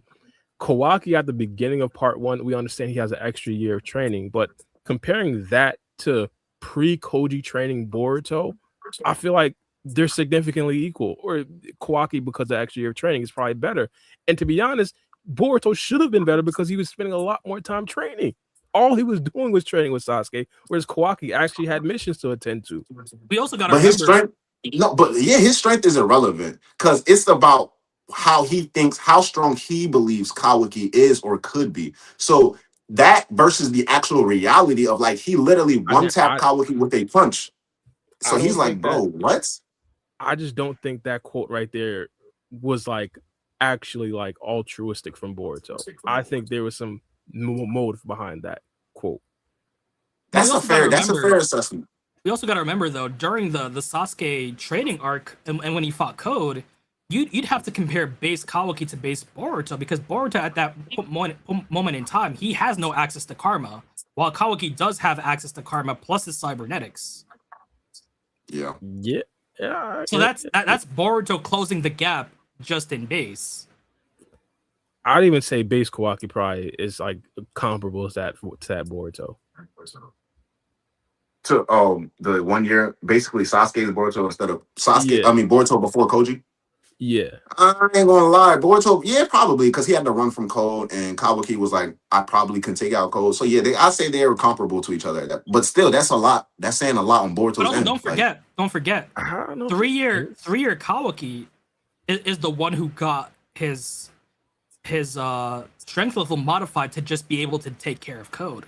So we don't even know where Kawaki at a year is, because we know that if Kawaki was the one who left the village, Code would have killed him. That was 2 years. That was 2 years deep in Boruto's training. But even still, wasn't Boruto and Sasuke a year? Sasuke's been still for 2 years. Nah. Boruto was with Sasuke for a year, and then he was with Koji for 2 years. Oh yeah, it might have been that.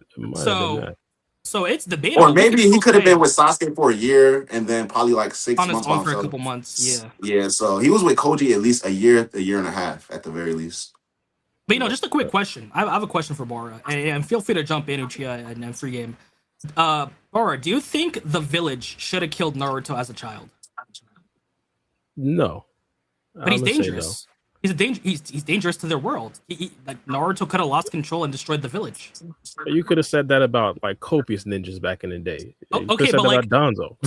Like think about it this way. Think about it this way. When Naruto willingly gave up control to Ninetales, freaked out and almost killed Sakura, and only got bailed up because Yamato was there. Do you think the village should have been given that info and that Naruto is a big risk? Do you think they should have potentially killed Naruto and found the new jinchuriki of the Ninetales? Because Naruto at that point was unstable. We did not know if he could ever control Ninetales, and he already had almost. And he willingly submitted to Ninetales at that point. And he didn't know Yamato had the ability to contain him, so he would. So if Yamato wasn't there, if say Kakashi was there, he would have potentially killed Sakura and Kakashi.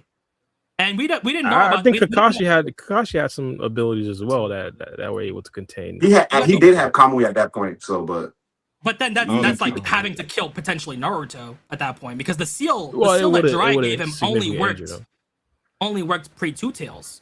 Do you think if the village found out that Naruto almost killed Jiraiya, that Naruto willingly lost control of Ninetales, do you think they'd be justified to hating Naruto and potentially wanting his death or imprisonment? No, because again, a new jinchuriki would present similar problems. Like say they found a better Uzumaki. Say they found a pure-blooded Kushina level Uzumaki, and said, "Bet we can transfer Ninetales out from Naruto and get a better jinchuriki." Do you think they'd be justified? I'd still probably say no. So then why is Kawaki justified to kill Boruto before him getting the chance to prove himself? If Naruto was kind of, I know exactly where you were going with this, Ryzen. I was like, he pulled a 6'9" argument. Let's be honest. Let's be honest. If you're a villager and you hear Naruto almost killed the 5th Hokage's apprentice, and he willingly lost control, that hatred ain't really justified at that point. Like, why should I give him the benefit of the doubt when, for all I know, Naruto could freak out tomorrow, blow the whole village to Kingdom Come, and then our world is gone? Because at that point, only your village mattered, only your country mattered. Like, screw the rest of the world. Not to mention, Naruto's seal was getting weaker every year. The village did not know that. Only the higher ups did. Imagine telling the village that this kid is the ticking time bomb. He could blow up the whole village. He's already tapping into the Nine Tails when he has no control or no idea how to control it. We don't know that the fourth Hokage had safeguards. The only person who could deal with him is Yamato. And even then, Yamato, at a certain point, once Naruto got to a certain point, Yamato's not going to be able to control him. So even Yamato told him after the pain arc, when he destroyed the necklace, that, yeah, you don't even have the first Hokage's necklace anymore. You should not be going out of the village.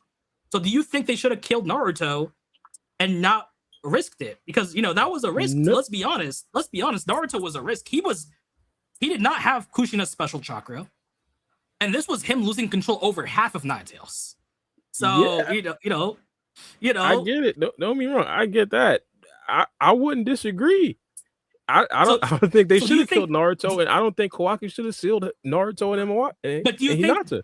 Well, I wouldn't disagree. But let me give you a hypothetical. Say Jiraiya saved a random orphan, right? Say, and we're gonna call him Kawaki for argument's sake, right? And Kawaki, you know, not current Kawaki, but Kawaki sees Naruto almost killed Jiraiya, and then he finds out about jinchurikis, and then he finds out about Naruto being a ticking time bomb. Would that Kawaki be justified to killing Naruto? I'd say no. But again, I don't understand where he's coming from. So is Kawaki justified? I feel like it's a similar situation right here. I don't agree with Kawaki sealing Naruto and Hinata. I don't agree with him not trusting Boruto, probably because we see the backstory and everything like that. We have access to, of course, Momoshiki and Boruto's relationship.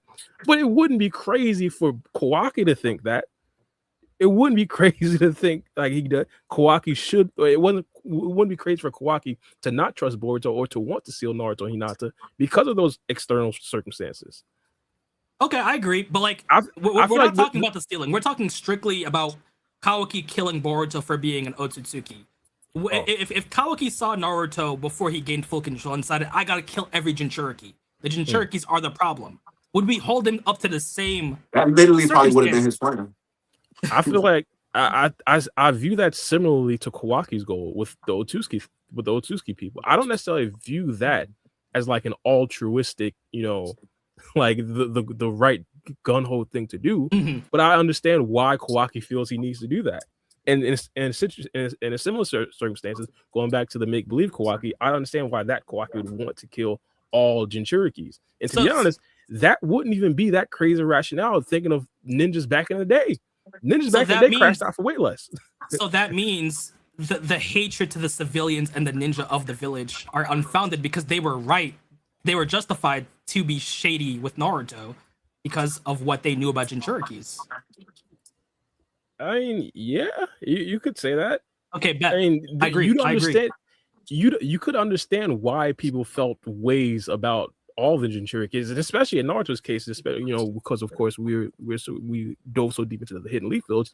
Iruka Sensei literally got his parents, you know, like wiped out by the Nine Tails, and he had to train Naruto. So of course, it wouldn't be crazy for him to look at Naruto in a certain type of way. I agree 100% because I feel like people are treating the Boruto and Naruto situation differently. Because if Kawaki was born in Naruto's era, it could have easily been Kawaki wanting to kill Naruto instead of Boruto, because he didn't give, because he wouldn't have potentially given Naruto the chance to prove himself, just like how Boruto didn't get that chance to prove himself. Like, I get it, it's a risk, but we can see with Naruto that risk paid off because a sane person, after seeing Naruto repeatedly lose control, would start thinking, you know what, maybe we gotta find a better Jinchuriki, a more compatible Jinchuriki, and get rid of this one because this one seems kind of unstable. To an extent. I understand people feeling that way. And to be honest, you could argue that at that particular moment, it would have been the prudent discussion or the prudent decision. I remember Danzo, right after the pain thing, he was waiting to lock Naruto up. He was salivating over locking literally. Naruto up. So, so it's like I understand that being the smart idea, but I personally would disagree with it. You know. So do you think? Do you think if someone sat Kawaki down and told him about Naruto's life story and told him about how most of the villagers wanted to kill Naruto, do you think Kawaki would agree? For them to like have wanted those thoughts to kill Naruto, or would he have said, "Nah, you should never kill Naruto. He's my guy." He say, "Nah, that's my guy." Do you think Kawaki would be intelligent enough to make that connection between a jinchuriki and someone and an Otsutsuki vessel, like in Boruto's circumstances? He would, but I feel like he'd rationalize it by saying Naruto is more, Naruto is a more I keep using this word, but altruistic type of person. He's more good. That's the thing about it. But check that out. Check this out, though, Baro. Mm-hmm. Check this out, because we can take the hypothetical Kawaki, or we can literally take because he did get a rundown from Kurama, and he understood. He cried at Naruto's story, and he's like, "Do you think I can be like Naruto?" So he understood Naruto was so powerful in Kawaki's mind. He made Kurama bento as well, and Kurama was like, "No, it wasn't like that." But he was like, he earned your respect. He did all of these things. He's a great god. In real fucking time, Boruto is earning his merit, and he can't make the connection like father, like son. Like Boruto is out here doing his thing. Well, can I? And it's like at this point, I'm an obstacle in a way. Let me ask you, bro. Like Boruto, the difference with the situation too is like Kawaki. I know Susuke was his abuser, so it's like he sees every Otsutsuki in the same light that he sees his abuser. And the villagers, they had their parents killed, they had everybody killed. So that's the thing. That's the point. Yeah, that's one thing. Going, like, you can kill somebody's parents and then abuse them over a prolonged period of time. All right, you killed my parents. I'm probably going to think about it every now and then. But if you're abusing me every day, like I'm getting the shit kicked out of me every fucking day for like the last 5-6 years, that is a heavier toll than your parents. That's the thing about it. So that's the thing about it. At that point, we're comparing trauma.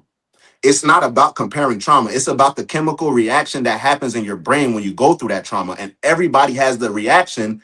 Different traumas causes that reaction. So for them, their parents dying by the jinchuriki, that's their trauma. Kawaki's trauma is his abusive relationship with Jigen and Ishiki. Yet he has to understand, he has to separate the personalization from reality. And personalization is, personally, I want to put Boruto in the dirt, not only because of obviously he's Momoshiki and all that, but what I've been through. Otsutsuki put fear in me. You know what I'm saying? He believes that all Otsutsuki should die, including himself. Yet he has to separate from reality. He respects Naruto so much because he earned respect. He earned power from everybody. He turned their lives around, and he knows people wanted Naruto dead. People hated Naruto. So how can you respect Naruto for something and try to kill Boruto when he's walking the same fucking path? Now, start of TBV, different. But at this point, 33 chapters in, Bara, watch this. 33 chapters in, Kawaki saw real time. Boruto did not snitch. He did not say, I'm Uzumaki. He did not say, Naruto is in the Daiko Koten. Hinata's there. He did not say, look at Kawaki, blame Kawaki. And Damon said, you really see how Boruto's like, he's showing love. And Kawaki sat there, and Kawaki literally sat there, and you saw it in his eyes. He's like, damn.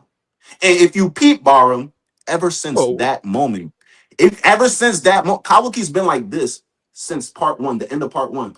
Ever since that moment, Damon was like, yo, Kawaki, Boruto didn't snitch on you. Why do you think he did that? Kawaki took his finger off the trigger. He literally asked Boruto on the Hokage face, like, why didn't you tell the villagers the truth? And I think at that point, he has to, right now, Kawaki, he's in too deep. He realizes, yeah, nigga, you can't turn back. Go forward. You feel me? So, but at the same time, he's realizing, damn, that's Naruto's son through and through, because that's something Naruto would do. But you're still trying to kill him? I think Marlo makes a really great point in chat that Naruto was just a victim of circumstances. He didn't do anything to be hated, but the same thing can be said to Boruto. Like, of course, an Otsutsuki threat is a lot bigger than a Tail Beast threat. But let's be honest. Back in Naruto's era, the village was your world. If the hidden leaf gets destroyed, that's it. Like, I don't care about the rest of the world. Now, it's only recently that, yeah, this is a global threat. We got to care about every country. But back in the day, can we really hate Ebisu for hating Naruto when Naruto had the Nine Tails in him a creature of mass destruction who could wipe them off the face of the map if Naruto ever lost control. And you know what? This is a hot take. It's a hot take, but I think if they knew who Naruto's parents were, they would have still hated Naruto. Think about it this way. Nah, and that he would have had a bounty on his head, bro. He would have had a big ass bounty on his head. Yeah, like Minato dropped niggas.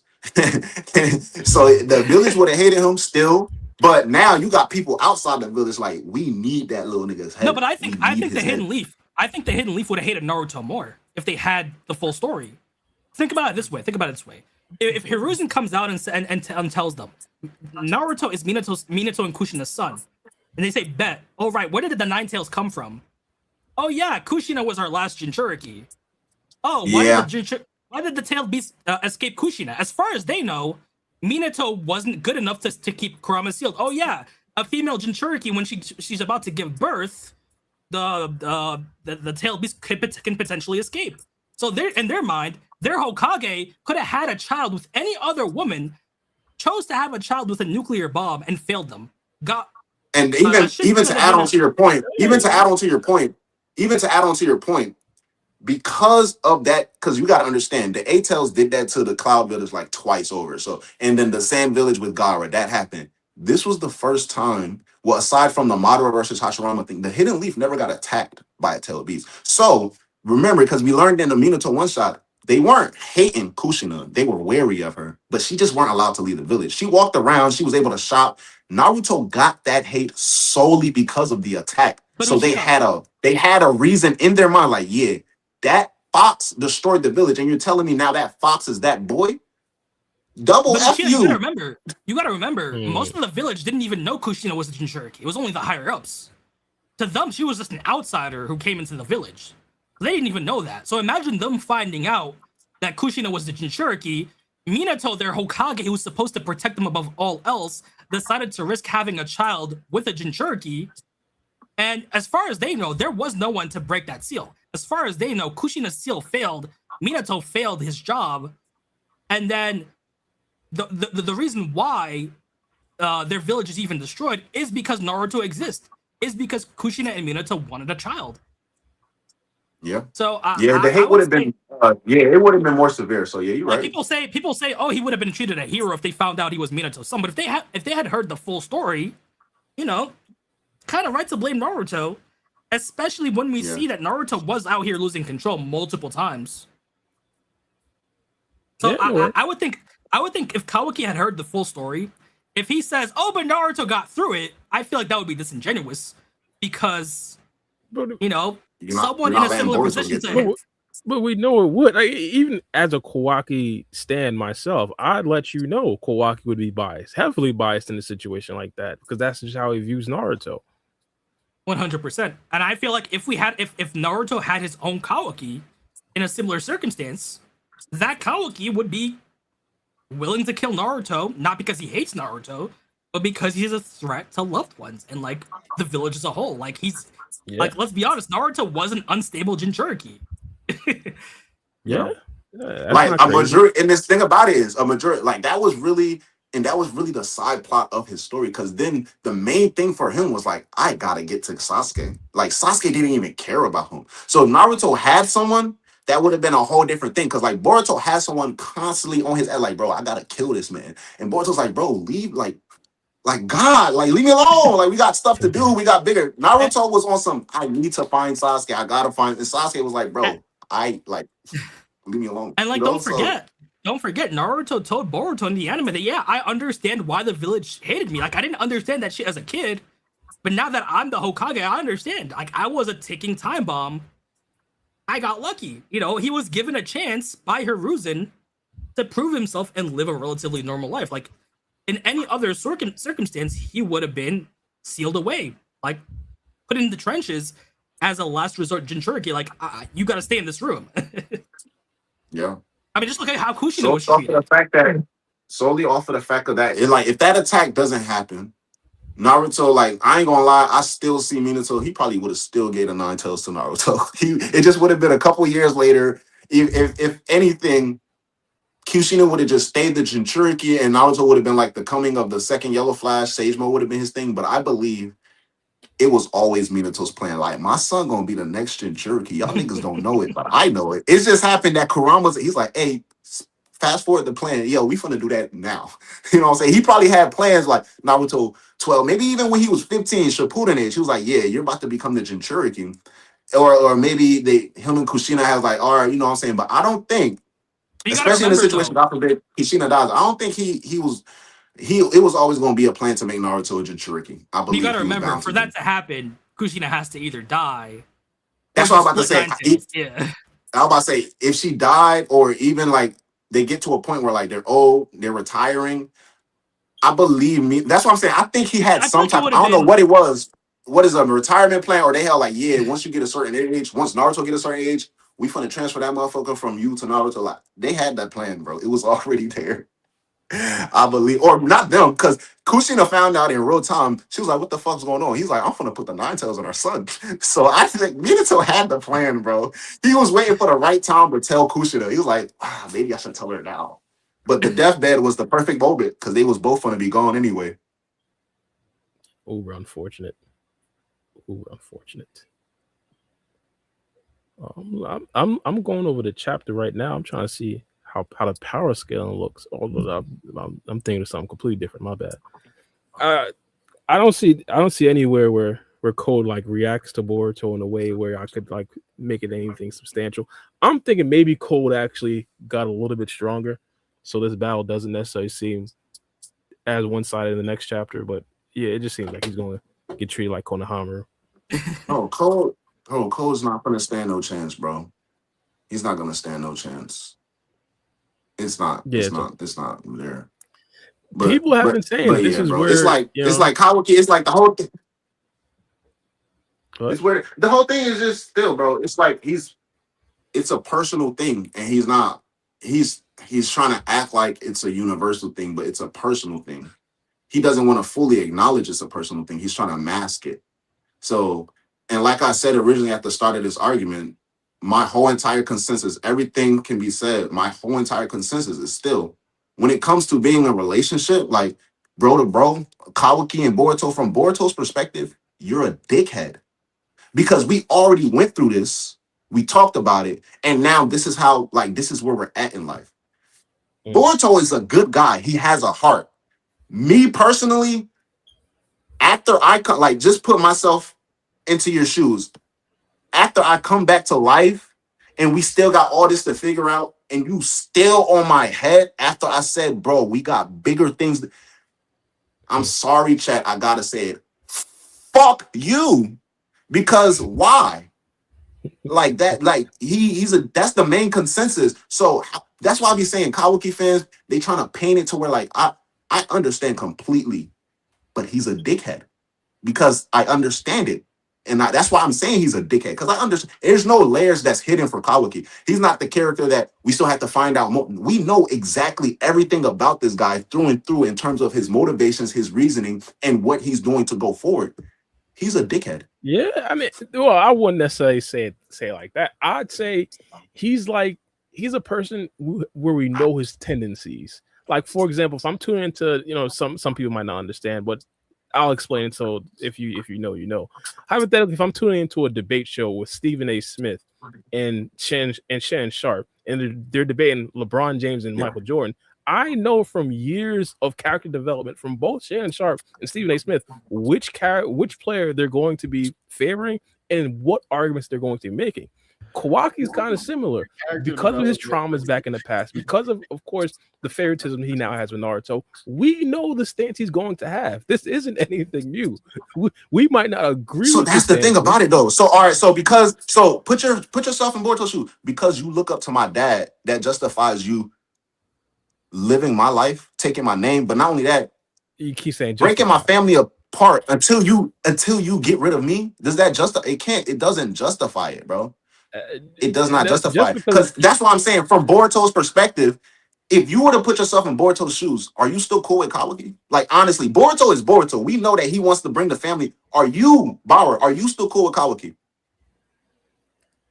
Right now, hell no. What are you discussing here? See, well, I'm not all right, Boruto. there we go. And Boruto's trying to actively save him. So I'm saying from like the most common, and people don't think about it. That's why even the Kawaki fans, bro, y'all rock with him. Like you said with Kawaki, he's biased because he likes Naruto.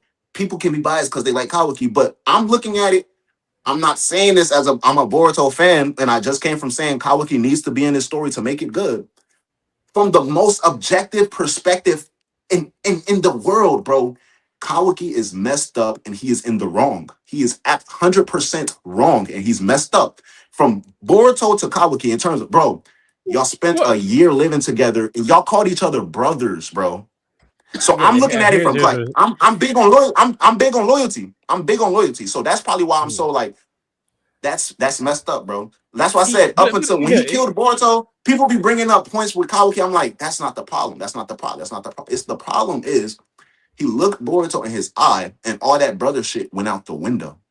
Again, after we was standing, if you stand 10 toes, you gotta stand. That's the point. Is standing 10 toes. Because when people get married, people don't understand. That's why. First of all, Chad, if you know who you're marrying. Because in the vow, it says for better or worse. So that means when shit gets bad, it's not going to be 50-50. It's going to be my partner's on 30. I got to be 70 today. I'm 20. So my partner today is going to be 80. When shit got bad, Kawaki said, fuck it. I'm just going to take you out the picture. That's my point. See, in my mind, I can go first, Mara. I'm just my problem has never been the criticism of Kawaki. I think I can agree with the objective conversation about what Kawaki's doing currently isn't necessarily the right thing. My problem always comes with the superlatives. Always comes with the extra stuff people like to throw on. Oh, why is he not claiming Himawari? Oh, why is it all of a sudden my guy Kawaki he doesn't want to be friends with nobody anymore. That's never been Kawaki's personality. It's just extra complaints. I forgot what you brought up like 2 seconds ago, but you had one of the extra complaints as well that I was about to deconstruct. But yeah, no. Just I agree. Stuff. I agree with what you're saying. A lot of the things about why Kawaki, but I'm not gonna give you that Himawari thing. That's Himawari and they're siblings. He's fucking up Boruto's life. Yes, he's the fucking Boruto up thing. Himawari's life. That's valid. No, he's dickhead to Boruto and Himawari, bro. That's valid. 100%. To Himawari, I feel from Himawari's perspective, understandable. But from Kawaki's perspective, again, he's LARPing as Himawari's brother. You can't necessarily do that. Like, it just feels wrong as a grown man or as a grown teenager. Even if you were to LARP, even if you weren't to LARP, from Himawari's perspective, you sealed my parents away. You convinced me they were dead. And then you tried to convince the world to kill my brother when he's actively trying to fix the problem. So, like, from Himawari's perspective, bro, it's been 3 years. There's the criticism. I'll agree with that criticism. But the first criticism, I can't agree with him not necessarily being a real brother. Now, the Boruto thing, this is why I feel like this is a more superlative. Nah, that brother shit out the window, bro. It's out the window. Specifically talking about Boruto, him quote unquote betraying Boruto, I can't get jiggy with that because he's not seeing Boruto currently as the same Boruto he was a roommate with. He's seeing him as a different Boruto. That again, you might see it as betrayal, but I feel like it can't necessarily be betrayal if he's not dealing with the same person. If it's not the same person, there's no betrayal there. See, in my mind, and as the biggest Kawaki hater, I can accept giving Kawaki the benefit of the doubt as long as everyone agrees that the village was justified trying to kill Naruto, because in their mind, Naruto was the Nine Tails. There was no betrayal in that. He was born the Nine Tails. They love their village. They love their friends and family. You know, in their mind, they're killing Naruto to protect their village, to protect their family. So that's fine. Like, giving Kawaki the benefit of the doubt is fine, but we gotta hold it at the same level as the villagers, as the Ebisus, as the Mizukis, as the people who hated Naruto. Because, you know, at the end of the day, it's a similar situation. This man, the vessel of the Nine Tails, this man could snap at any second, and they don't know when, and he was a ticking time bomb. So, like, I feel like if we're giving Kawaki the benefit of the doubt, we can't hate the village for what they did to Naruto. I mean, in a way, yeah, I'd understand it, but you know, I can't necessarily, you know, partake. If we're shitting on the village, we gotta shit on Kawaki. If we give Kawaki the benefit of the doubt, we gotta give the benefit of the doubt. The betrayal thing is like, bro, because it's like between him and Boruto, bro, it's like, cause like even if we want to take out all of the details, bro, it's like from the jump, bro, you've been working with Boruto. And I already, people are like, I gripe. Boruto's keeping secrets he should not have kept. I'm talking not fuck telling. What is telling Kawaki gonna do? He should have told Sasuke. He should have told Naruto the prophecy. Momoshiki saw the future. All of these things. He should have been came clean about the karma. So fuck telling Kawaki. What is Kawaki to me right now? He's a kid just like me. Tell Naruto and Sasuke. The thing about it is, from the moment Kawaki came to the village, everything has been done in tandem with Boruto. Right. Once we break that off, it's done. All right, quick question. Because it's specific for Black Uchiha, because I know how you feel about this character. Who do you think is more justified, Obito or Kawaki? What do you think? Justified in what? In doing what they're doing, I guess the heel turn, becoming evil.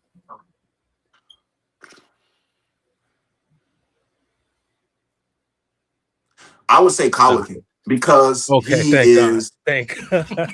No, that's what people think. I'm not being biased. I have to be objective because first of all, Obito's whole entire my argument with Obito was like, one, he didn't do it just for pussy, and he's not a bitch ass nigga. You're like, come on, bro, it's big Obito out here. What are y'all talking about? It's big Obito.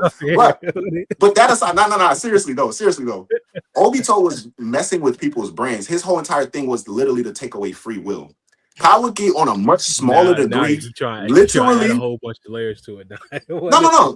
I'm saying Obito's was worse. I cannot justify his whole entire thing was literally to take away free will from the world in a dream. Like that's fucked up. So in terms of between the two, Kawaki is more justified. Yet at the same time, that doesn't mean my original point is invalid because he's still wrong. And on top of that, to a lesser degree, he took away the free will, obviously, of Naruto and Hinata. He literally took away 3 years of experience of watching your children grow up, seeing them like new things, drop new things, pick up different habits, get stronger in this world as a ninja, which is something that parents strive to see their children do.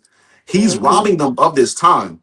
So that's fucked up on its own. But in terms of justifiableness, comparing the two, overrated. Yeah, we can play the Koji Toads. Toads. You just talk about was overrated. Yeah, we could replay the Koji Toads. Probably throw them under a Genjutsu or something like that. Because wait, how is that? How, bro? No, bro, because you cannot justify the two. Well, you can't. First of all, separately, you can't justify the two. Obito is not justified. Kawaki is not justified. But you ask me comparing them. Yeah. Kawaki is more justified than Obito. Yeah, significantly. In my opinion, here's where I come from. Most villains and villainous, I guess, missions are going to be not justified. It's going to not necessarily be the best. I believe Kawaki's is significantly more understandable than majority of villains in Naruto. And because of that, I could see I gotta kind of defend my guy Kawaki because most now everybody's basically treating him like he's like Frieza or something like that. Nah, he's not. That's the thing. That's the thing. If we're solely talking about justifiableness, because if we look at it, Obito knew what he was doing was fucked up.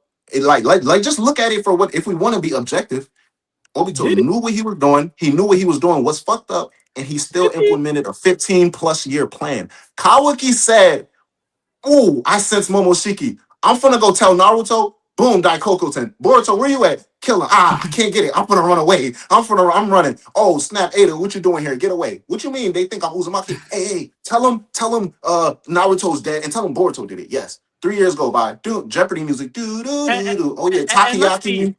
All this. He don't got no plan. He don't got a plan. What is his plan, Baro? Obito was being manipulated by a literal 1,000+ manipulation or not. Obito saw Nagato. Manipulation or not. All Obito had was like, yo, I put my eyes in this kid, watch him, use him to bring me back to life. Obito had to literally revive the Akatsuki, change the entire narrative around them, operate from the shadows, and gain enough clout to actually make niggas who saw Madara with their own eyes believe he was Madara. Like, I don't think people understand that. Besides Obito being a simp, he is a better character than Kawaki. Like, So I far, mean, tricked or not, at least he actually had a competent plan. Kawaki was No, gonna be dead without Boruto's intervention. Like without Boruto, Kawaki's dead. Himawari's in the Pure Land asking where are her parents. Kawaki's rubbing the back of his head and said, "Oh, my bad, I accidentally sent them into another world where they're in limbo for eternity, so you can't even enjoy your afterlife with your parents." So he didn't have that plan all the way thought through. He has no plan, and even like everything, like bro, like that's the thing, bro. Like overall, comparing them, Kawaki's more justified. But looking at it face value, like what I get, bro, what is he doing? He has no like idea what to do. And you know, just, I don't get just a quick side note. Listen, I understand what we're doing. Free game, be the unbiased. Free game, be the unbiased judge, right quick. We're comparing the brain trust of literally someone who outsmarted literally the entire Naruto Shippuden, Madara, and an adult Obito to a literal 14-year-old, possibly 15-year-old boy. Are we how old was Obito when he implemented his plan? When he 14. Stage 1, he was like 14. Was it his plan? Thank you. Was it his plan or Madara's plan? Madara said, bro. Madara told him, bro. This is all Madara told him. I planted the Rinnegan in this kid, this Uzumaki kid. Make sure you use that Rinnegan to bring me back to life so we can put the whole world in a Genjutsu. Obito's first plan was, I'm going to introduce myself to Nagato, and then I'm going to go to the Hidden Leaf. Why? Because I need that Nine-Tail. Yes, he had a plan, and he was 14 when he implemented Stage 1 to get the one up on the 4th Hokage.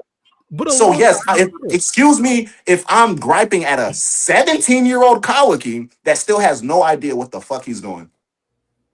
Because other things arise. Hypothetically, if Obito is on this path, or pick on throwing out, hypothetically, Obito is on this path and an Otsutsuki member pulls up, or let alone a Shinju pulls up, he's cooked. I'm sorry, he's cooked. See, that's where we go with worlds. That's where we can't compare traumas, because in Obito's world, in Obito's world, the biggest thing he's dealing with is stuff like Ten Tails, Jinchuriki, and the world being in the whole thing. His whole idea is, I'm gonna reach the peak of power. By the time we're in this era, we already understand these aliens are up there and they can come down here. So we already operate on a regular standard of belief.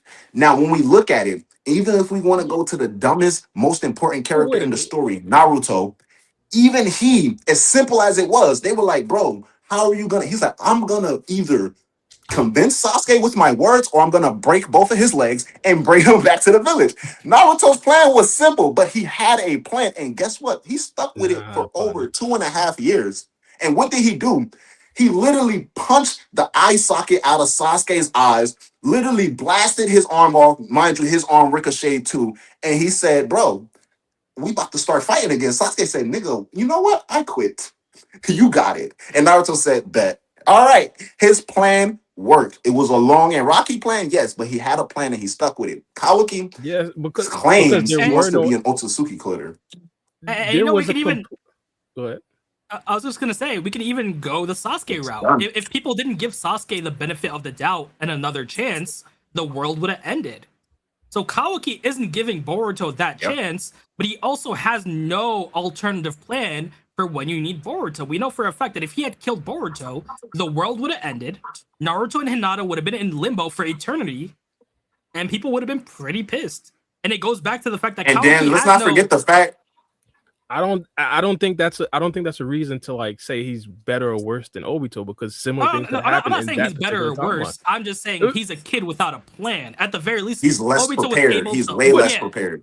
At the very least, Obito, while being tricked, did have decent plans.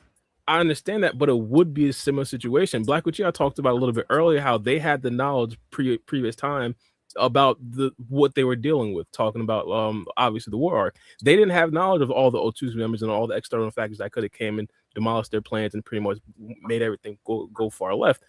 I think it's the same thing in this situation with Kawaki. Kawaki is focusing on Otsutsuki members. He's not fighting Otsutsuki members. He's fighting trees. Kawaki didn't plan for this to happen. And to be honest, the wrench came in 3 years into the plan. Obito's plan was smooth sailing for 15 years. And he had the guidance of two adults. No, because stage one manipulated a whole bunch of grown men too. Though you gotta remember that's not true, Bar. Because the first stage of his plan was to keep the Nine Tails in his possession. It just so happened a successful thing came out of that being, oh, snap, Minato's dead. The strongest Hokage alive is now out the picture. I may not have the Nine Tails, which I absolutely wanted, but I can operate a little bit more freely now that Minato's gone. You know what I'm saying? So Obito had wrenches in his plan. Kawaki never even decided to take a step off the porch. He just went outside and said, I'm gonna be the Otsutsuki killer. All right, guys, where my chair at? Let me go ahead and sit down. That's literally what But he here's did. the thing. Because it's been 3 years and he has a whole entire responsibility of being possibly the number one in command at this particular point because of course Shikamaru not getting active. But Bara, you gotta remember, Kawaki got bailed out by Boruto escaping. But Kawaki didn't even accomplish phase 1 of his plan. If all the stars aligned and Kawaki killed Boruto, where does Kawaki end up? Dead. We know that for a fact. He's dead. Again, he's dead to Toad. We understand this, but you could literally say the same thing for Obito's timeline, simply because we don't know the future in Obito's timeline. It's giving him the carte blanche to have this be the slander of That's Kawaki. true. That's true. I'm gonna stay true to myself because I was on some stuff last pod. We don't do hypothetically. Kawaki fucked up still, but even in a hypothetical reality, he's still fucking up. So like in a fake world, you end up dead. In the real world, everything you're doing is still turning to shit. So it's like, would you? But quick side note, because I wanted to address this, but Kelvin said might as well blame Hashirama for the tailed beast situation. Oh yes, I do blame slave owner Hashirama, who was selling the tailed beast like candy. Yeah. I 100%. People be saying stuff like, yes, we gonna blame, because this nigga literally, he had the 10 tails under his control. You telling me he had all 9 tailed beasts and he's like, yeah, don't forget, we've been fighting for general. I'm gonna pass out these nuclear bombs for everybody. But don't forget. Hashirama was low-key racist. He told Kurama, yeah, I know you were controlled, but I can't let power like yours run amok. We could say the same thing for Hashirama. Hashirama didn't deserve to live. Look at him. Look at his Hashirama cells and how much problems his cells caused. Yeah, like we can say the same argument to Hashirama. Y'all gonna find if y'all keep on bringing these, y'all gonna find out in real time how much gripes I got against these Hokages in real time. Like y'all don't understand. I 100% respect. The only Hokages who have my 100% respect are literally Tsunade, Kakashi, and Naruto. Because I've seen their stories, beginning, middle, and end. I've seen Hashirama, he did some dickhead shit. Mind you, he's great. Everything he did, he still did some dickhead shit. Don't get me started on Tobirama. And please, y'all know how I feel about this guy, Haruzen. You know what I'm saying? And do we even gotta mention Danzo? Like, but yeah, so it's like, come on. I put Minato on that shit too. Like, I could call out a lot of insecurity and gripes on a lot of these characters. Right now, we on Kawaki. So it's not just like, if y'all be like, but what about, and I'm gonna be like, yes, I agree with that too. Yes, he's wrong for that. Yes, absolutely. To be honest, we could shit on Minato too, because who were the only Hokages that were trying to change the Jinchuriki system? Tsunade. Minato was full status quo. Minato was she's the Jinchuriki. Yeah, we gotta Jinchuriki stuff. Let people know again. Only Hokages. Minato is one of my favorite characters in the story. The only Hokages I have 100% respect for in terms of what they did. This is not me going and biased, but like in verse, Tsunade, Kakashi, and Naruto. That means Minato, all of them, they did shit that's like, wait a second, that don't make sense. And not only does it not make sense, why would you do that considering the current state of affairs? So yeah, shout out Rand and comment. We got to calm down on Minato. I feel like the only slander he deserves from cracking into Jinchuriki. But man, when I gotta bring word to Minato, word to Minato, R.I.P. Minato, but on Minato's name, bro, he did some nut shit, bro. What? Come on. Think about it. Minato wasn't even against the Jinchuriki system. Pregnant is what you like. I mean, it's not even that. Well, he was only Hokage for a couple months. Hey, we all, man, sometimes, you know what I'm saying? That's different. I ain't gonna blame him. And maybe he saw Kushina's hair. I ain't gonna blame him for go ahead and knocking up Kushina. Hey, bro, it's not even that. We all got our weaknesses. But it's like, yeah, go ahead. No, Ryzen, because he broke it down perfectly earlier, though. So go ahead. But it's not even that. Him getting Kushina pregnant is one thing, but he's picking and choosing. Minato was never against the Jinchuriki system. He fully knew the necessary evils of the Jinchuriki system. He never tried to change it for Kushina. He never tried to do anything. He even told Kushina that, yeah, he literally just like, here, I'm gonna learn this jutsu and hope you can learn it. Yeah, but even then, he told Kushina that, yeah, even though I do believe in our son, we gotta preserve the balance of power. I know this kid's gonna be hated. I'm gonna gamble it, but yeah, to betray your country is to betray your child. Kushina was ready to abandon the village for her son. Minato was like status quo. We need that jinchuriki system right there. Rising, bro. My main thing on Minato, and I love y'all ain't gonna lie, bro. I love Minato, bro. My main thing on bro 2 Rising, Kushina was done for. That nigga chose to die. Yeah. He was like, I can't. What are you doing? I can't raise him without you. What? Oh yeah, nah. Yo, what's that? Honey pot is gone. I can't be there. I can't be there. I was about to say. Minato. Don't get me started on. I love Minato. Don't get me started on Minato. Come on, bro. You Minato can't really rate. said, So you chose to die. Diapers. Come on, bro. Like, yeah, don't do that. Yeah, no, I can't disagree with that slander. Y'all can bring up any character. It's something like they done some nutty stuff. But in even this think verse, about bro. it. Everybody done some nutty stuff. His first excuse to dying was the balance of power. He literally said that, yeah, the only way I can really seal the Nine Tails into Naruto is with the Reaper Death Seal. We can use that to preserve the balance of power, because if Kushina decides to take Nine Tails away and kill him with her, the balance of power will be broken. So he was still looking at the Jinchuriki system as a whole. And then he's thinking like, bro, my whole thing is like, yes, it's gonna revive somewhere, bro. Bro, y'all are historically the strongest village in the world. Never Historically, and never use Naruto. Historically, have the strongest Kage. You're holding up the mantle, but not only that, people are saying you might be the strongest Hokage ever, and only that, nigga, you just turned 24. So you telling me in 5, 3, 10 years, whenever Kurama come back, you can't have no plan implemented to like, nah, we're gonna extract Kurama whenever he pop up, whenever we get, bro. You worried about the Uchiha. you took out 2,000 Stone Ninja in a minute. They got a flea on site order on your name, and you talking about the balance, bro. You good. You good, bro. Like, let's keep it up. Like, Minato was the worst name to bring up because we can go all day on Minato, bro. But Uchiha, think about it this way. We could make the same arguments for Naruto and Boruto, because people were slandering Boruto for disobeying his Hokage father. So, like, Naruto should have been an obedient Jinchuriki and should have took that hatred like a man, because Minato made him a Jinchuriki. That's his burden as the son of the Hokage. He shouldn't have been paying the Hokage. And people don't understand. We look. And people don't understand. We looking from the outside in. Ryzen, help me out. What was the first thing Naruto did when he saw Minato? Punched him in the gut. Yeah, like punched him in his fucking face. Punched him in his fucking face. Like, exactly. And, you know, there we go. If we're gonna clown on Boruto for being shaky with his Hokage dad, Naruto should have bowed down to Minato. Yeah. Yo, you are the best Hokage. Yes, I'm a Jinchuriki. I'm your son. I gotta carry that burden for your legacy as Hokage. I should have been an obedient Jinchuriki. I should have knew my place as the Jinchuriki of the village, because you were my father. You were the Hokage. Like, you did your job. I should have followed that obediently. So, like, yeah, we can bring up, like, so people, I'm not being picky on Kawaki. I'm not bullying. Kawaki did some dick. It's just that we in real time, we talking about Kawaki. Had Minato been doing this nonsensical nonsense in 2026, that'd have been the caption and title of the video. Free Game would have had the thumbnail. Is Minato a deadbeat? And we would have been like, unfortunately, he's cold, but yes. Bro, I can't take it. This thing at Avatar is killing me, bro. Bro, still dying. It's been 2 hours. He's still on it. Because I ain't gonna lie, every time Ryzen talks, it's like the bubbles pop up, or it'd be like, it looking like he's thinking to say something. Bro, I've been tweaking out for the last 3 minutes, bro. But listen, bro, I told you at the beginning of the pod, I am blind.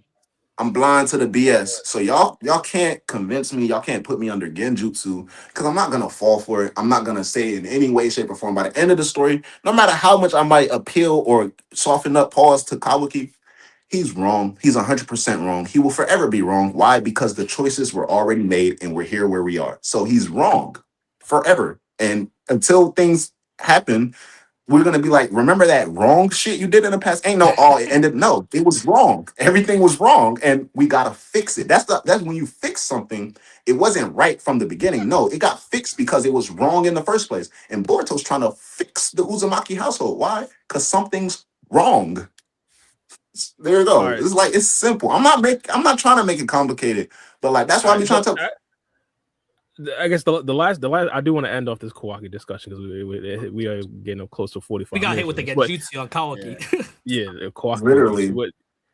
Hypothetically, if you were the GM of Kawaki's team starting next chapter, make Kawaki Kawaki's character great again, what would you do? PR team, part of his PR team. Man, Yeah. all right. See, like I'm gonna keep it a beat. I'm gonna set y'all up for success. All right. Next chapter. All right, y'all said Amato pulled him in, right? Yeah. Amato pulled him in. So, All right, so Otto first actually things comes to the first. lab. Revive First things Akibi? first. First things first. Nah, I'm going to Amato. What do you know about them thorn soul bulbs? Do you know anything about? I'm directing him. That's what you need to do. Now, second thing, second, network. Get your ass out the fucking village. You know what I'm saying? What did all that brooding and I don't care. That's the people don't understand. Feelings are important, but at the same time, in real life, in the spiritual life, you can't operate off of your emotions. You have to operate off of reality. So I don't care if he feels like being by himself, if he feels like talk to people, link up, operate and make plans. Let's get this starting five together. Go train. You know what I'm saying? Do something. So at the very least, go to Amato. Let's figure out this thorn soul bulb business. All right, how far are we along on the upgrades I already asked you about? Because we got to keep it realistic here. He's not gonna train. How far are we along? And what other short circuits can we not? You know what? Fuck all of that. Let's talk about the durability standpoint. Is it truly the only way for you to make me stronger is to basically take from offense or take from defense? Is there a way to stabilize that? Oh, how about can we work on some type of stabilizer for my freaking body and power? You know what I'm saying? There's a lot of things I can do if I was Kawaki's GM to set this man up for success. But unfortunately, all he has is his thoughts and this guy Amato who's obsessed with bringing back the Princess Otsutsuki that's going to kill everybody once she's revived. So I don't know. I mean, let's be honest. Part of me feels like Amado skipped out on that expensive tech because there should be no reason why Kawaki ain't moving like Damon. Yeah, 100%. I understand that. But And to be honest, I might actually, if I'm bored, I might ask that question. I know there's likely going to be a legitimate reason as to why. What I might ask that question. Shout out to Free Game giving Rising that solo cam for a second. Yeah, I saw. Wait, ask remind me again. Ask which question if you're Boruto. I'm gonna ask him why isn't Kawaki as strong as a character like Damon? Now I know there's likely a reason as to why because all the cyborgs are kind of created differently. Delta was a different strength than Kawaki, and Delta was different strength than Ada and Damon, so forth and so forth. Even when it comes to the lower level ones like Boro and Kobu.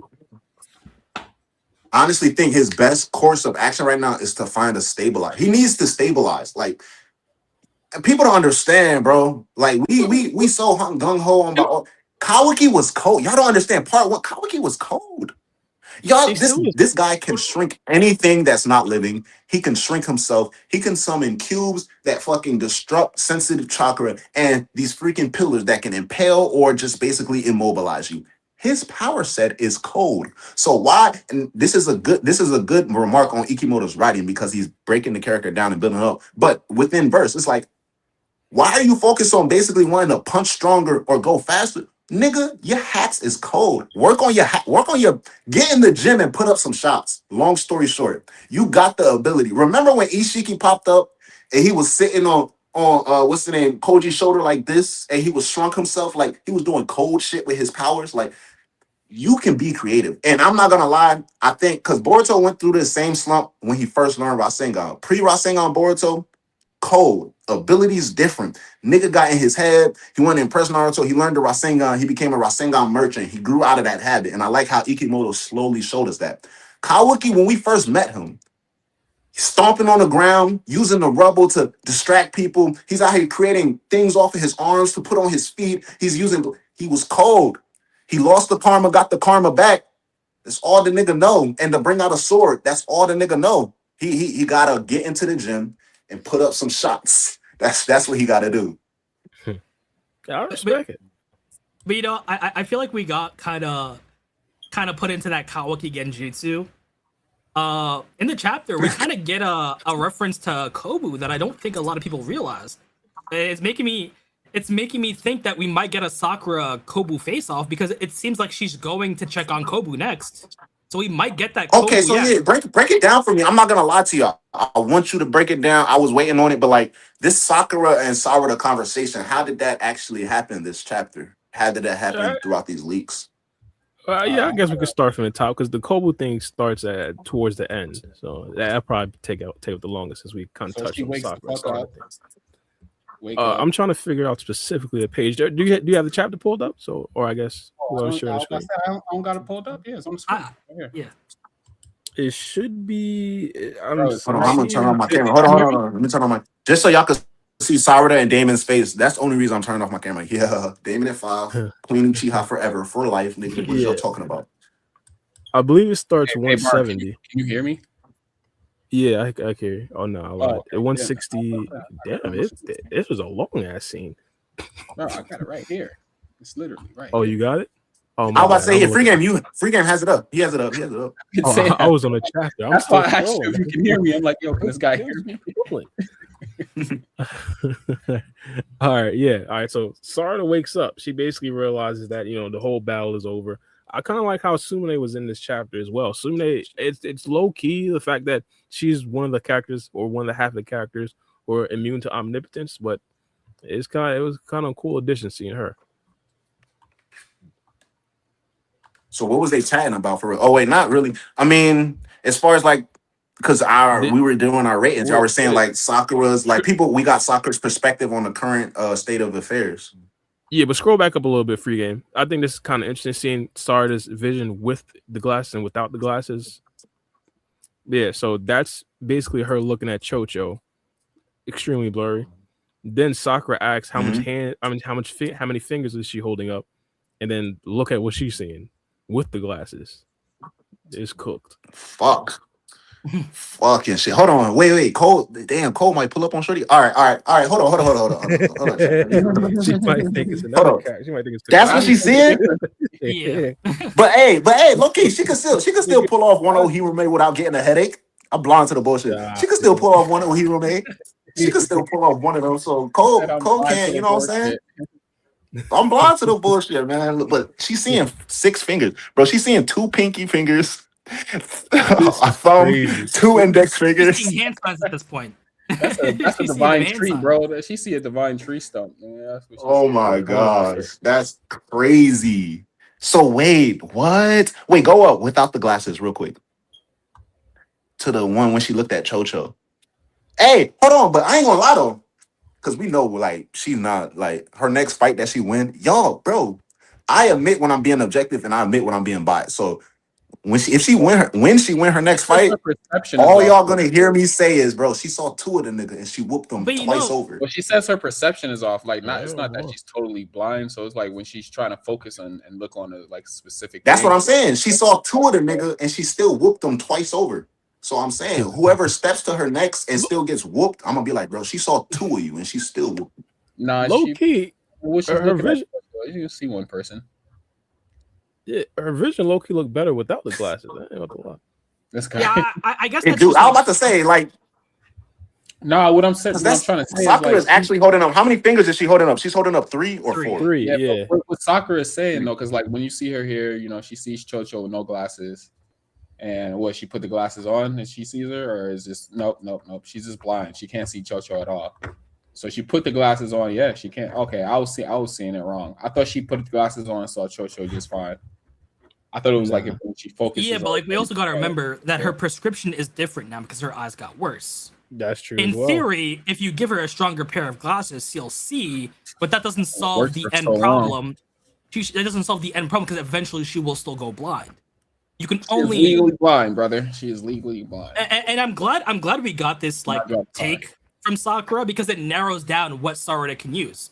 Now the Byakugo theory is like kind of dead, like permanently. Like that's not really gonna happen.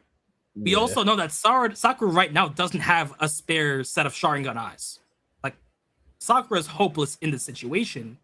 So it really narrows down what Sarada can do to where either she goes and finds Sasuke's eyes, she goes to Orochimaru, or we start talking about ninja tech. And if we think about it, in Gaiden, when she went to Orochimaru, she was with Chocho. And now her and Chocho are reconnecting. So, I kind of have hope that maybe we get to see Orochimaru. And, maybe Chocho, she randomly name drops. Yo, remember that Orochimaru guy we saw a couple years ago? He seemed to know a lot about the Sharingan. Why don't we talk to him? I like to see your eyes light up when you talk about Sarada and Chocho. What? So it's hey yo. Just went on an Wait, elite, no. on an elite So dialogue. wait. Talking about- Yo, and then his avatar got mad after I said it. Like, yo, pause. What the fuck? Literally, look at it. I was about to say, look at the Rise's reaction. He said, "Nigga, what you mean by that?" Yes, perfect timing. Perfect fucking timing. Nah, Oh my gosh. but so basically, I mean, because we're still on the vision thing, but basically, even I don't know, bro. It's really like it's like it's kind of like I don't know, bro. The glasses should help. It's not helping, bro. It's not helping. It could So just be different. what is Sakura? So I was about to say what's Sakura's whole entire thing? I mean, I know she's like basically, oh, you're going blind. What is she like breaking down to Yeah, her? like- That's what I'm trying to like- understand, though. Like hypothetically, if I got slightly bad eyesight and then something happens and it gets like significantly worse, the glass that I had before when I had slightly bad eyesight is going to look way more blurry now that my eyesight is worse. So you could say the glass that she's using right now, it's only blurry because it's the wrong prescription, and it happened because of Yeah. That's a good point. That's a good point. But I'm talking about well, as far as so do they keep it strictly business or do we really get to the juicy stuff? Because we know Omnipotence, we know Sarada's been fighting for like Boruto. Like, are we just like is Sakura just talking about her eyesight, or is she like, yo, like she's does like she she like wants more detail. She talked about I it. won't tell you not to use it after all. What you're trying to do for the sake of what you're trying to protect, the power that you feel you need, is strength. You breathe life into yourself. Oh, she's being a poet. She's being a poet right now. low key? This is beautiful writing because remember, I feel like go up a little bit free game. This is just the type of like parallel person I am. No, right there on Sakura's reaction. Side note, Sakura's one of the prettiest females in the verse. You know what I'm saying? Shout out my baby Delta though. But so right here, just looking at Sakura's eyes, she's thinking about the moment where she not only the moment, both moments where she almost left the village for Sasuke. So she understands exactly what's going through Sarada's mind and how far Sarada's willing to go. So regardless if she agrees or not, she can't tell her anything other than supporting shit, bro. Yeah, She can't. true. Because who, like, from Sakura's case, she like, I know for a fact, I wasn't trying to hear anything y'all was saying to me. So my daughter's going through the same thing. What would I wanted to hear at that time? So I feel like that's good. That's good right there. But yeah, I like that. I can't wait. I ain't gonna lie. I can't wait to read this chapter. This shit looks fire. Tough. I'm changing my rating. I said 9 out of 10. It's 10. It's a 10 out of 10. Some Uchiha family material. This is what I'm rocking with. Hold on. And this is why I don't understand how this scene right here wasn't necessarily like Yeah, like Damon and Sarada. Damon and 5. See the flake. Go ahead, Bar. Go ahead, Bar. No, I was saying I don't see how that scene wasn't appreciated. I believe Ryzen hopped on when we were doing the Reagan. He was saying that scene specifically was garnering some slander on Twitter. This is the scene you were talking about. People don't like Ryzen. Was it this scene? He's referring to this scene, Bar? Your avatar is moving its lips, so obviously you're talking, but you're muted. Oh, I'm muted. I'm My mic muted itself. Yes, I was saying, yeah, it's weird, but like if you go on X, people were hitting on this scene. When for the longest, people were criticizing Ikamoto for not showing Sakura's thoughts about Sasuke and Sarada. When we finally get Sakura's point of view, like she chooses to believe in Sarada and Sasuke, like. She might not believe in omnipotence, but she chooses to trust in Sakura and Sarada. If Sarada says that Boruto is Naruto's son, she's gonna trust in Sarada regardless. And it's really cool to see that you can bypass omnipotence kind of by trusting in your loved ones. Your memories are still messed up, and you kind of don't believe this shit. But like, but both of Sarada's parents chose to trust her, and I love that. I feel like it gives credence to what Boruto said in the beginning, that some people will choose to believe him and some won't. And we know for a fact right now that Sakura is Team Boruto. Or it's some S tier genjutsu that we haven't really been informed of yet. That's Sarada has. But yeah, okay, I agree. anything's Nah, possible. man. Nah, man. It's what it is, bro. Uchiha family lore. We needed some more build up. People been saying Sakura this. We want more Sakura content. She been popping up and healing. Now we got some real intimate, emotional moments. I don't know what the gripe or complaint would be. Shout out to the Uchiha family. Shout out to Sakura Uchiha. Shout out to, of course, the best Uchiha of all Uchihas. The GOAT will always be Sasuke, but shout out to the best Uchiha of all Uchihas, Big Sarada. And you know what I'm saying?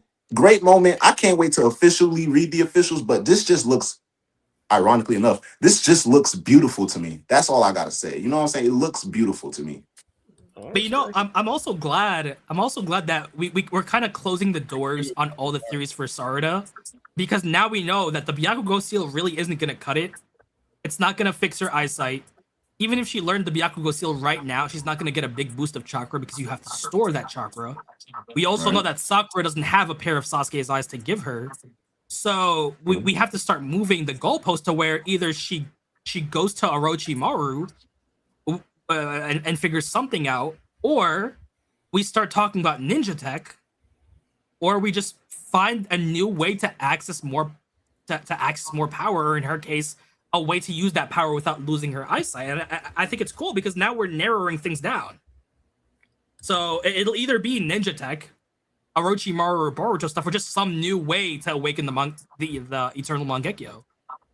In terms of view, so that's what you really think. I ain't gonna lie. I think it still might be a transfer or something. I do believe there's gonna be a new way, because whether it's Sasuke and Sakura having another child, or Sarada goes on to continue the Uchiha line, whoever has the child, like that child is not gonna be for Sarada, but the safe way to get the power up is gonna be for that next Uchiha. So it could work. I believe it could work, or at the very least, the idea might be brought up during Sarada's era. If you go to like Orochimaru and you transplant Sasuke's eyes into Sarada, that other child could just get Sarada's eyes. If we do transplant stuff. So like you will have a spare set of eyes. It's like it just depends, because we know the answer right now isn't with Sakura. Sakura could potentially do the transplant, but she doesn't have the eyes. She by her reactions, by her crying, we know that the Byakugo seal isn't going to help. So either Sarada goes and tracks down Sasuke's eyes, or goes to Orochimaru for intel on Sasuke's eyes, or just for a way, or we go into ninja tech, or just some unknown way. I still think it's going to be a transplant, but the transplant is not going to be from Sakura. Sakura doesn't have the answers, so she has to find her own answer right now. Could be. Well, probably 2.6 seconds. Black Uchiha, I don't know if you know, but OKC right now they're in the trenches. Bro, that's why I don't know, y'all, like, I've been watching the game the entire time. So, like, if y'all see me do reactions when I'm not talking, it's because I'm reacting to the game, bro. It's like, all right, side note, bro, I'm going to keep it a beam, bro. We can't do shit with Wemby, man. Like, he's literally having his wave. He's having his wave. He just hit a clutch bucket. He cannot do shit. But yeah, go ahead, though. Yeah, y'all know my opinion. I think there's a good chance that she just gets a brand new set of eyes. The thing that I thought was interesting in this particular chapter right here is that it's kind of confirmed now that him and Wadi kind of gave Inojin brand new eyes. We kind of thought that was going to be like a questionable thing. We don't know if that's going to be the case with Sarada specifically, because it's more of like I forgot when one of you guys brought it up earlier. Actually learned me some, but it's more of like a spiritual thing. It's not necessarily like an injury to the eye. It's not physical damage. Yeah. So like hypothetically, you just essentially replace those eyes with a brand new set of eyes. It doesn't even necessarily have to be like, let's say, stable Sharingans or the synthetic Mangekyo Sharingans from Shin Uchiha, just regular eyes.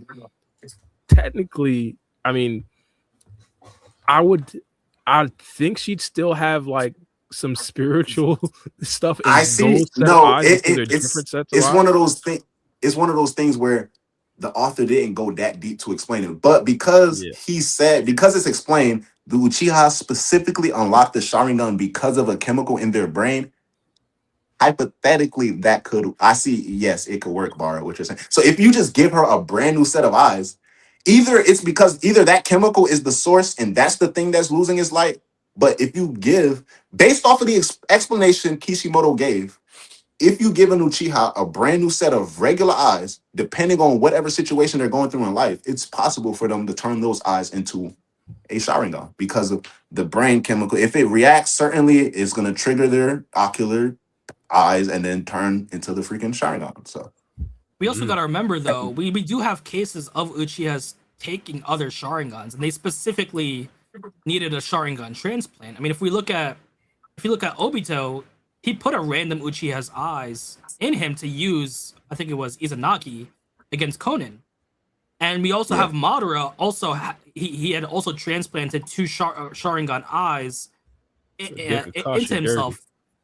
Even before Kakashi, when he met Obito, he was using some other Uchiha's eyes, and they weren't the EMS, and they were just that Uchiha's eyes. So it feels like that. Yes, you do need that chemical, but if you're putting like say you just stole a random person's eyes and you were an Uchiha, it feels like those eyes, that those pair of eyes just might not be compatible to that chakra, to where they won't be able to transform into a Sharingan. So it makes it seem like you still need a Sharingan to use the Sharingan. It's just, if you want the EMS, you need to have that Sharingan compatibility. But also, even peep this, because when Madara took Kakashi's eye, Madara wasn't swinging and banging Kamui. He still had what Madara had. So I guess either we can chalk it up to because in both cases with Obito and Madara, they had Hashirama cells in some way, shape, or form, and they just took random niggas' eyes. But you also gotta remember, low-key, if she takes Shin Uchiha eyes and some Hashirama cells, she could still have a fresh old Hirume.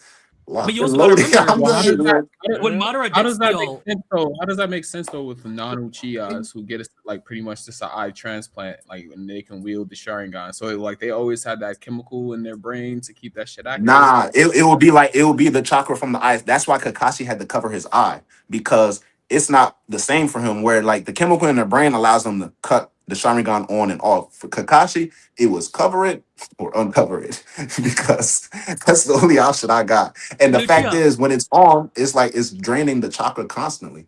But Uchiha, you also got to remember that Madara did use Kamui. That eye did not. I just saw somebody comment it. So he did use Kamui. Yeah, when the reason why he stole Kakashi's when he went to go get is to get to Obito, who was in he used it. Fucking shit! Sarada can steal abilities. She can steal abilities then. So like, for example, if she stole Shin Uchiha's eye, she wouldn't have an EMS. Would she potentially be able to use? I had to make a big screen. Shin Uchiha's hypothetical. I realized in real time, and also Chet got a block in real time, so it's like.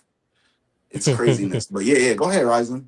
So, like, what the Sharingan stuff?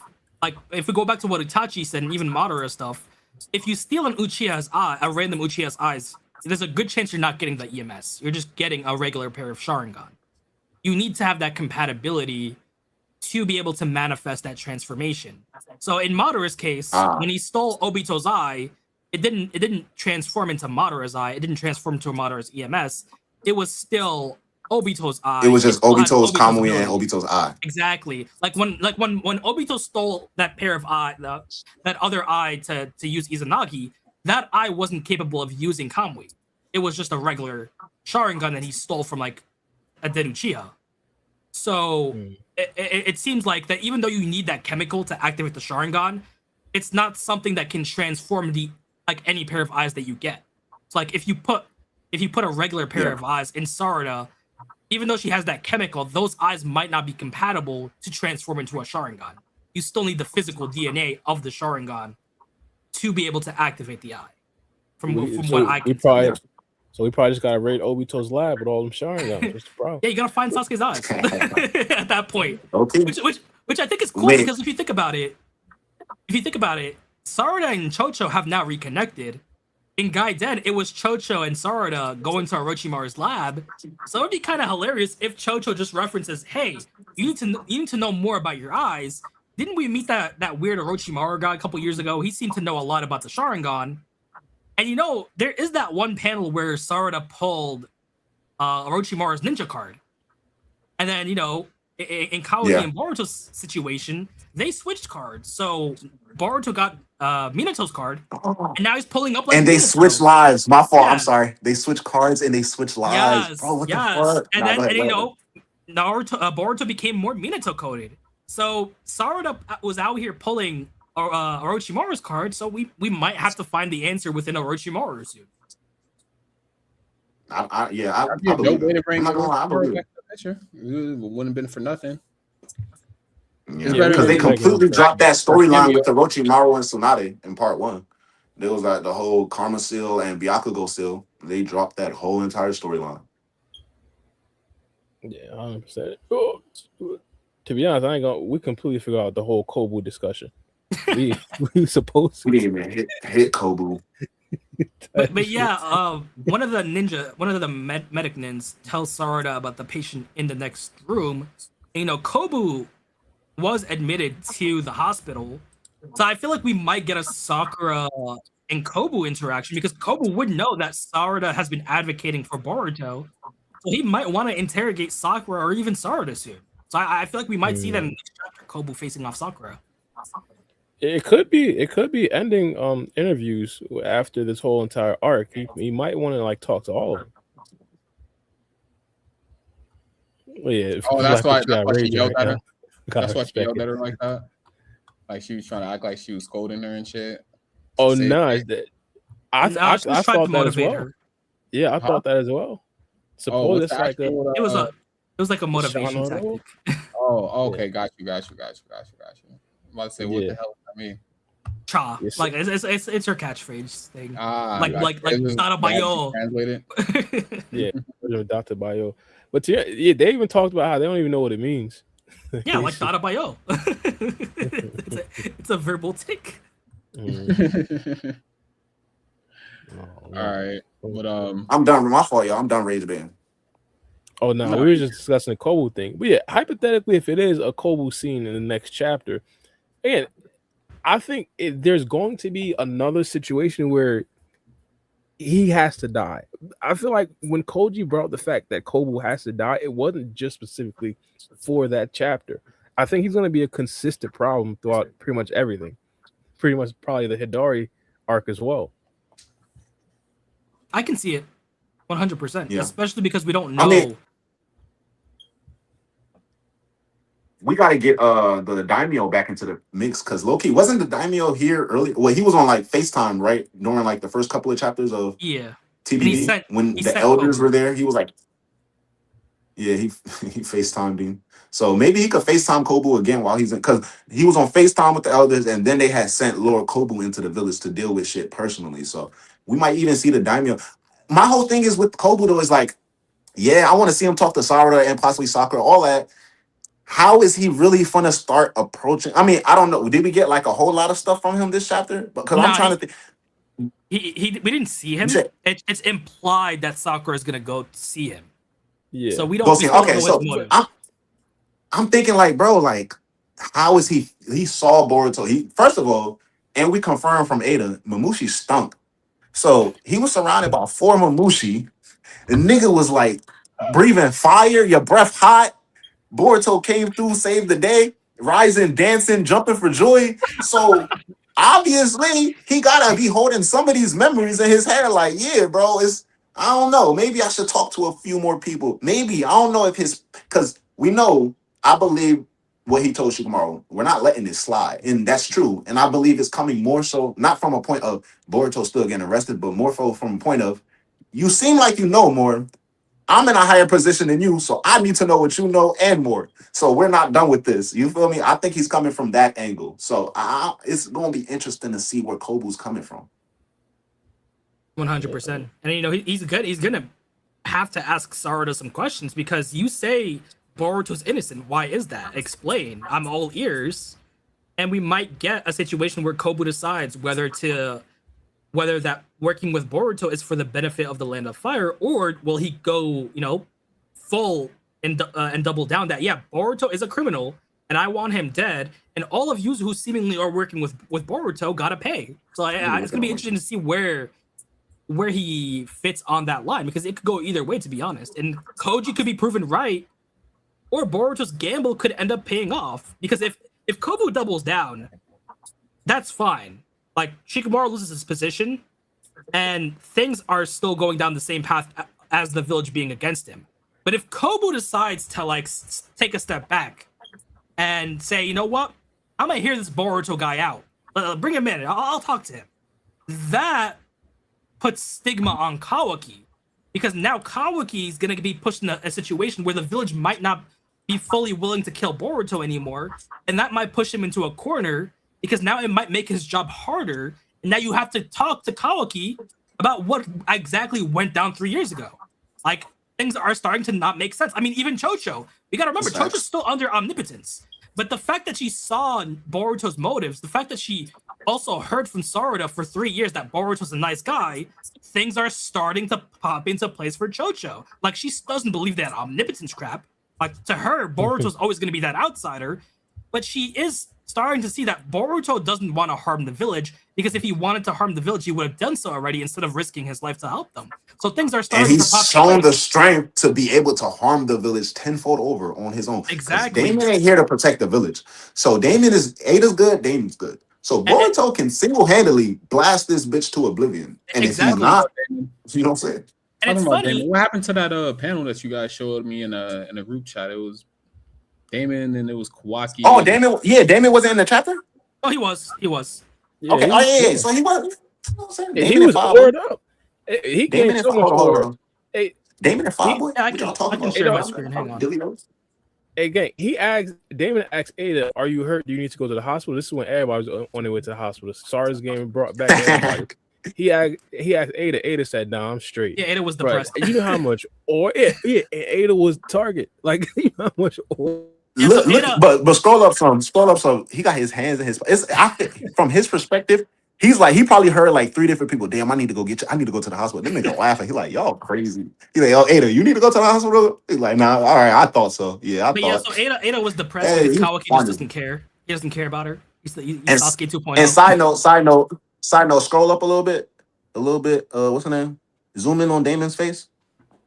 No, on his grin when he's like relaxed, no problem. Zoom in. Can you? Are you able to go a little bit?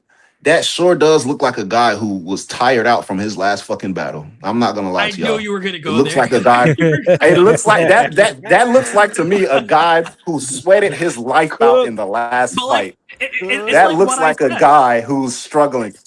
But it's what I said. It feels like so honestly, right? This is right after the fight. This is right after the fight. So we saw Damon breathing heavy. People were, we know his limitations. He put his hands in his pocket after this fight, right? Ryzen, help me out one more time, my guy. Ryzen. What did Naruto do after he sent Delta to oblivion? What did Naruto do? Help me out, Ryzen. What did he do after he sent Delta to oblivion? You know, he took the biggest. He was like, oh shit. And he took a seat. Took a sigh of relief. Damon put his hands in his pocket. And he saw 4 people on their way to ICU. He said, Ada, you need to go too? No? Oh, all right, cool. So I just want y'all talking about Damon and hold on. Damon in 5. Y'all feel me? So stop all this. He's not Mamushi level. He was never Mamushi level. Like, come on, right now is Damon, Jura, and then everybody else. So like, y'all accept it. It is what it is. All right, we'll see. We'll see what Jura pops up in the bookstore. Maybe it is what it is, man. It is what it is. I'm ready for it right now. This like that. Okay, this the OKC versus Spurs. Jura's the Spurs. He's the alien. He's Wembyamba. Damon's OKC. He's been here winning, but now all of a sudden y'all got shit to say. Thank you. You know what I'm saying? Nah, free game knows. All y'all got shit to say. So it's like, come on, bro. It's coming. Damn, it's gonna come. That's why I tell people right now I'm at the top. We're at the top. So if I don't talk shit, if I don't enjoy it, when I'm not at the top, I'm gonna think back, damn, I should have did this. So nah, I'm talking my trash now. Why? Because Damon's winning, he's been winning, and he still hasn't lost. So why wouldn't I talk trash? You feel me? Why wouldn't I? I mean, I agree. That's a good point. Yeah, I expect that man wouldn't be silly. With the Chocho situation, it's funny because people said that Sarada talking about Boruto for 3 years didn't help, but it did help because now Chocho, for example, and the others are starting to make that connection. Like for the past 3 years, Chocho has been hearing from Sarada about how Boruto's a good guy, and you know things aren't what they seem. Now she's seeing Boruto actually help the village. She's still under Omnipotence. But now she's realizing that something might be going on. Boruto is actually on the side of the village. And she even says it. She even talks about it. And, you know, Kobu might make that same connection because, you know, for the past 3 years, Sarada has been advocating for Boruto. Kobu saw Boruto save his life. So there might be a decent shot where Kobu starts to question things, and that might put Kawaki in a situation where he's, you know, pushed to the edge. Because if I have the little Chocho image right here. She says, I've always wondered this, but wait, not this. Not this, hang on. Here it is. Sarada, why is it that you can work this hard for a traitor like Boruto instead of Kawaki, who you used to get along with so well? So, like, you know, she's still under omnipotence. Like, that's a fact. Omnipotence is the truth of the world. Go ahead. Run this to me. What did she respond? What did she say to her? She says, I couldn't get behind it at all, but now after fighting together, I think I get it. He's Konoha's ally for reals. So she's making that connection, and, you know, I'm just gonna ignore this. but she's making that connection. Wait. So I'm getting the thing is no, go ahead. Because I'm thinking like, so Sarada she's not wasting her breath explaining to Chocho, me and Kawaki was never like that, or it's just like, it's no point of saying because she's gonna automatically. You gotta remember, Boruto talked about this with Shikamaru. Her and Sumire tried this out, where they tried to say that your memories have been swapped. That doesn't stick. Omnipotence will always make you affect. Exactly. What Sarada was doing for 3 years was she was advocating for Boruto's innocence. She was just saying that things aren't what they seem. Boruto's innocent. Let him plead his case. So now Chocho. Oh, you can go, Bora. No, 100%. The Chocho thing, I 100% agree. My contention would be with the Kobu. With Kobu now, they already had the idea that Boruto is trying to get in good with the Hidden Leaf Village so he can end up backstabbing him. So, like, the more he thinks about the possibility that Boruto is actually an ally, he might think, hey, this is actually what he's trying to do. He's actually trying to be cool with the Hidden Leaf so he could actually backstab us. But see, that's the great part, because he can still think that, but the gears in his head are going to turn. He's going to start asking questions. He's going to start like at the end of the day, who told them that Boruto killed Naruto? It was Kawaki. If they start bringing up that old file, that file was case closed. Like for the last 3 years, that file was closed in Shikamaru's junk drawer. Like that was case closed. Boruto was the guy who murdered Naruto and Hinata. But if they reopen that file, if they start asking Kawaki and Ada, what exactly happened? How did Boruto kill Naruto? Give me the play-by-play. You just told us that Naruto was dead. Give me the minute details and let me run it by from what I've seen of Boruto so far. Explain how did he die. Explain why Boruto killed Naruto. Give us the whole 1-to-1 10-page essay. And if you can't accurately tell me what happened, then I have no choice but to reopen this case and see Boruto's point of view. Because if you remember, Damon prophesized this. He said that if people start asking around, there's a decent chance you might be found out. There's a decent chance they're going to start questioning you, and there's a decent chance they might find out the truth. They might never figure out omnipotence. In their mind, they might always see you as the Hokage's son, but then they'll start thinking, why did the Hokage's son betray the village? Why did he frame this guy, Boruto?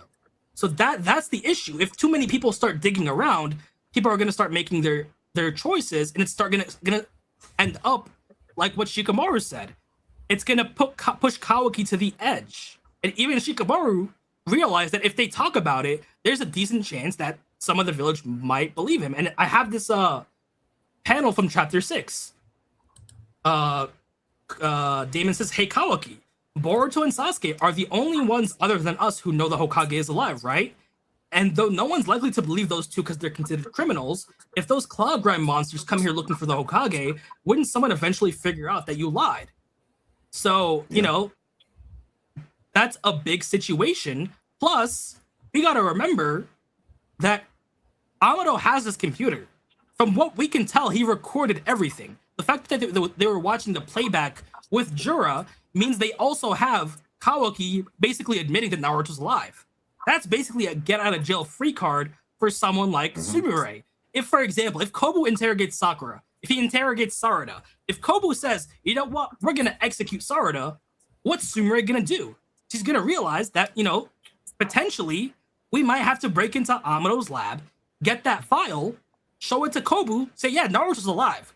Kawaki basically said he was alive. You gotta reopen this case. And, you know, Shikamaru says this. He doesn't want Kawaki to be pushed on edge. So until they get Naruto back, Boruto has to be a rogue ninja. And you know, something else that I saw on X, people were clouding Boruto for not really talking to Himawari. But let's be honest, what's he supposed to say to Himawari when the whole goal of the plan is not to tell them the truth? He couldn't even call Hinata mom, because if he starts doing that, people are going to start questioning things. And the point is not to rile up Kawaki. You're not going to advocate for yourself. You're going to keep the lie intact because that's what the village needs. The village needs to believe that everything's still normal. If you start bringing, if you start confusing the villagers, you're going to have a bigger problem than the Tin Tails. You need everyone allied to defeat this big threat first. Then you can deal with the Naruto situation. Then you can potentially work out omnipotence. And that's exactly the thing about it. And that's the thing with I was saying that's 100%. That's the thing. That's what Shikamaru said. If you're not willing to go rescue Naruto right now and kill Kawaki, then I'm sorry, but you gotta stay a rogue ninja, because we can't really have the village face this turmoil right now. He says, like, all right, I hear you, but Boruto, if you have no intent to kill Kawaki, you need to understand that you'll have to continue taking false blame regarding Naruto. Seeing as Omnipotence's effect lies with Kawaki, I'd like to avoid making him feel cornered again, which means not exposing what he did quite yet. So you'll need to stay a fugitive. Are you okay with that? Shikamaru advocating for Boruto, Sarada advocating, and Sumire advocating for Boruto isn't to tell everyone about the memory swap.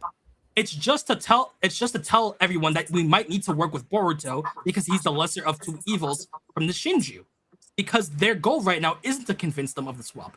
It's to convince them that you can't be going after Boruto. We need him for right now. We need to work with the criminal because that's our best option for survival.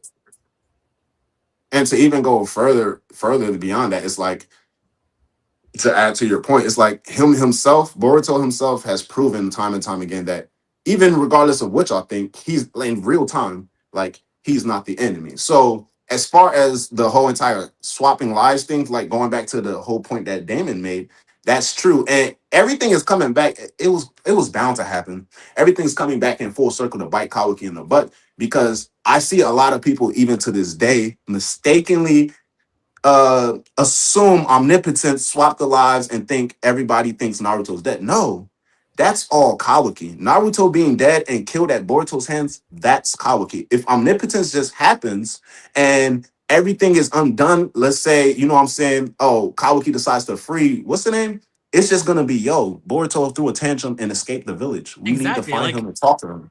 Yeah, so it's like the lie is the thing, and that's what Damon pointed out, and that's what we're seeing, because Chocho's reaction is something that's my first time seeing it. It was like, when she's saying she's starting to understand this guy, understand why Sarada is advocating for Boruto. If we go back to what Ada said, your best bet is to build new memories. And I don't know which pod, but I brought it up that I think Kawaki's fuse is going to get blown once he realizes in reality, or a world full of omnipotence where he made everybody hate Boruto, everyone still ends up loving Boruto.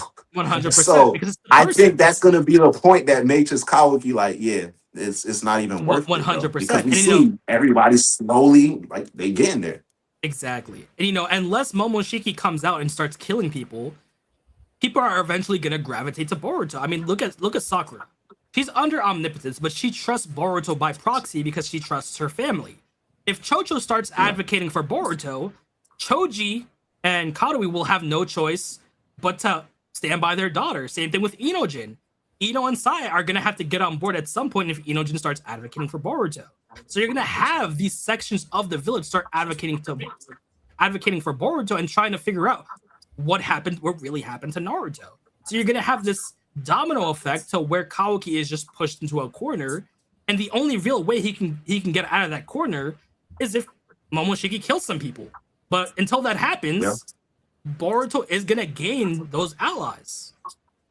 And at some point, someone's going to ask that big question. Kawaki, what exactly happened to Naruto? You told us he was dead, but give us the play-by-play. What exactly did Boruto do to kill Naruto and Hinata? Why did he want to kill Naruto and Hinata? Well, exactly. If we go by some timelines, by the end of, let's say, the Shinju arc, where do you think this will be at? Do you think, let's say, people will start to turn on Kawaki, or do you think it's still in the process of Boruto learning or gaining everyone's love? I think they're gonna want to question Kawaki, and like I believe it's gonna be Kawaki is just gonna blow the fume himself because he realizes, damn, everybody like I don't know when it happened, but like everybody's cool. Because if you peep, Boruto's been coming back into the village every time. Less people chase him. Like the first time he came to the village, it was a red alert order. Everybody and their mom was on Boruto's head. The second time, it was just a couple of ninja and Kawaki. The third time, it was just one squadron that pulled up on him. They threw the rope around him. You know what I'm saying? And now it's like, even in between those times, it's like he's been in there, he's been chilling, he's been spotted flying above. It's like it gets less and less severe because they're like, every time, mind you, it could be seen as like a conditioning thing, but like every time he pulls up, he's not giving us a major reason to apprehend him other than the word of mouth. He's a criminal that killed the seventh, but we interrogated him. He said the seventh isn't dead, but he's not going to tell us why or how. I don't know. Me personally, we're living in a real world. So I guess, yes, it makes sense to just follow what you see. But growing up in a world full of ninjas, growing up in a world where 15 years ago, a nigga tried to turn the moon red and put it all in a dream. I don't think it's far-fetched to say chase Boruto for 3 years, you catch him, and he's like, Naruto's not dead. Let's hear him out. But even Might be. Let's hear him out. You know? To add on to your point, even the generic ninjas are seeing it. I mean, like those guys with the rope. Like, dude turned around and heard what Boruto said to him. Like, all these ninjas could be thinking, like, why didn't he kill me? Why was he advocating for my life? He said not to die. Even when he escaped and got his sword in the previous chapters, he told the guys, this is not your fault. This is not your fault at all. Like, he's being nice and genuine to them, to where they might start thinking, if this is the cold-blooded Hokage killer, why am I still alive? Why hasn't he killed me yet? So they're going to start questioning it, especially the higher-ups. I was going to bring up a point that would have been so valid during our Kawaki debate. I'm not trying to spend time on it, but it's just, it adds to it because Kawaki literally, he knew the truth. He knew the truth, but he still told the people, Boruto might be working with the Shinju and Code guys. He lit on the intercom. He said, I see some dead Jonin. Maybe Boruto has some. He said that, bro. Bara, there's no defending. He said that.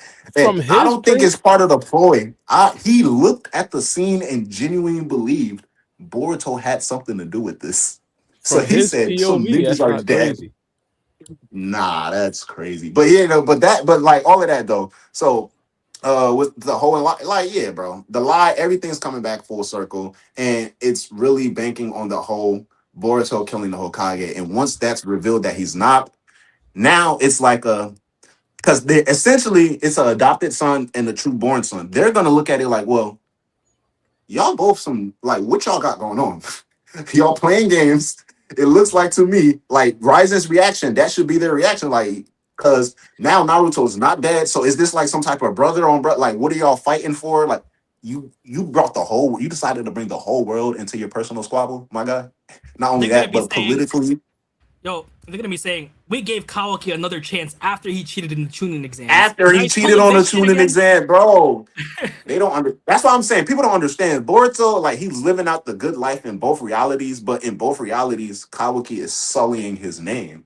Because once Omnipotence goes back, Boruto was the guy that did the lie and blamed everything on Kawaki, and Kawaki was defending the village. But it's like, come on, bro. It's like a snake eating its own tail, bro. Like, what the heck?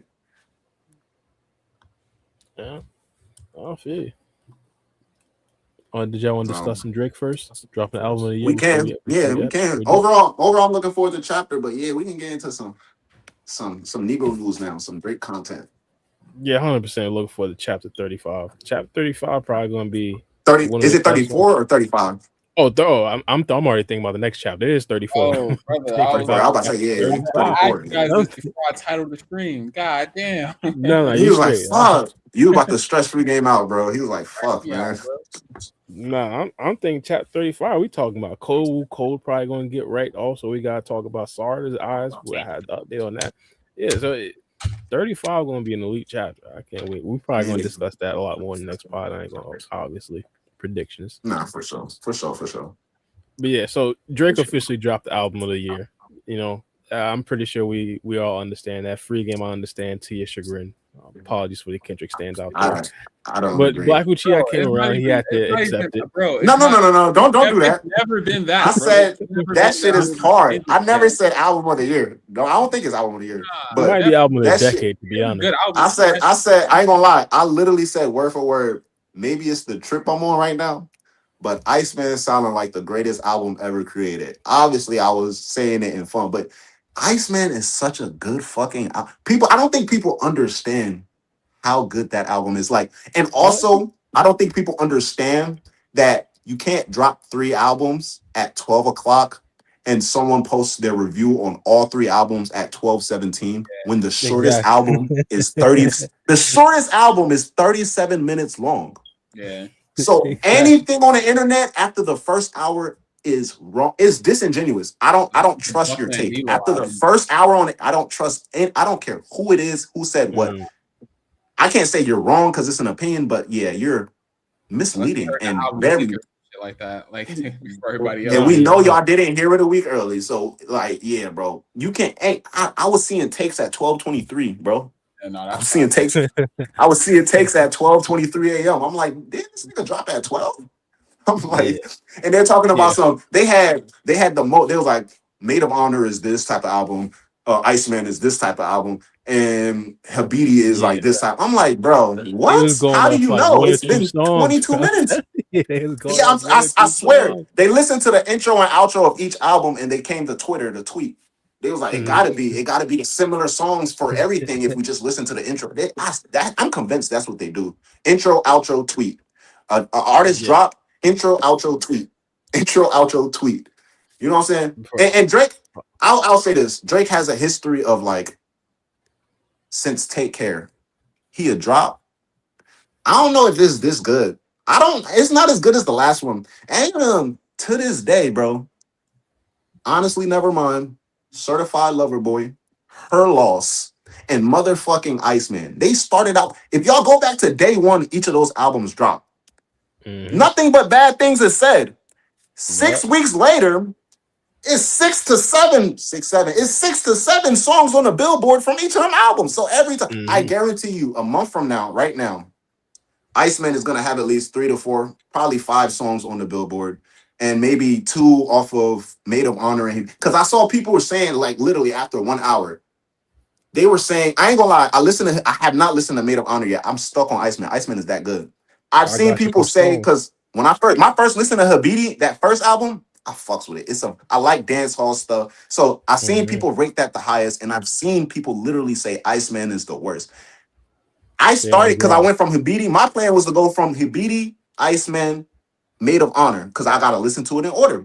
I went through Habidi once. I went through Iceman. I said, hold on, let me hear that again. I said, hold on, let me hear that one more time.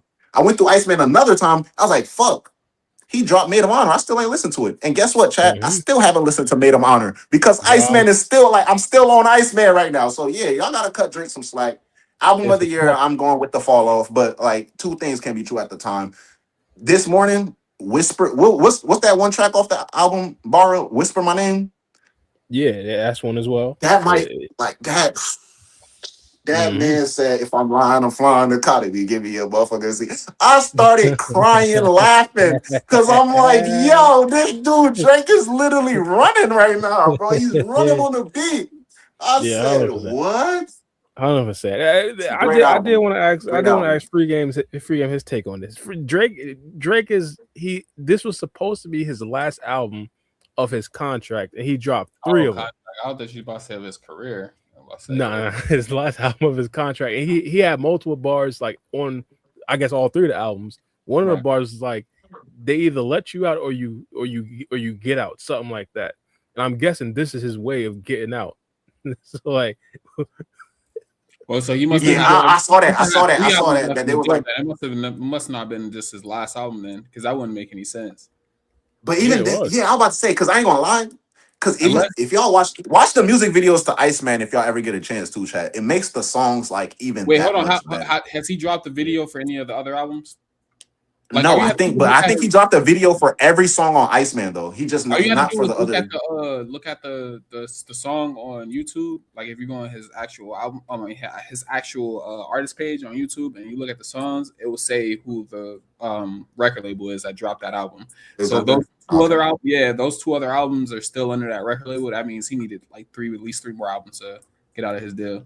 To get out that deal. I mean, but I ain't gonna lie, even on Iceman, he still said something about like being in the thing, shaking up Lucian's house, basically saying like Lucian, because we know Lucian was the top of his deal. So he still, the bar alluded to basically Lucian being the top dog, but he's still the one inside the house making all the noise. So I think he's still like I low-key think he really dropped 3 albums just to say, watch this. Like, y'all gonna fuck with all three.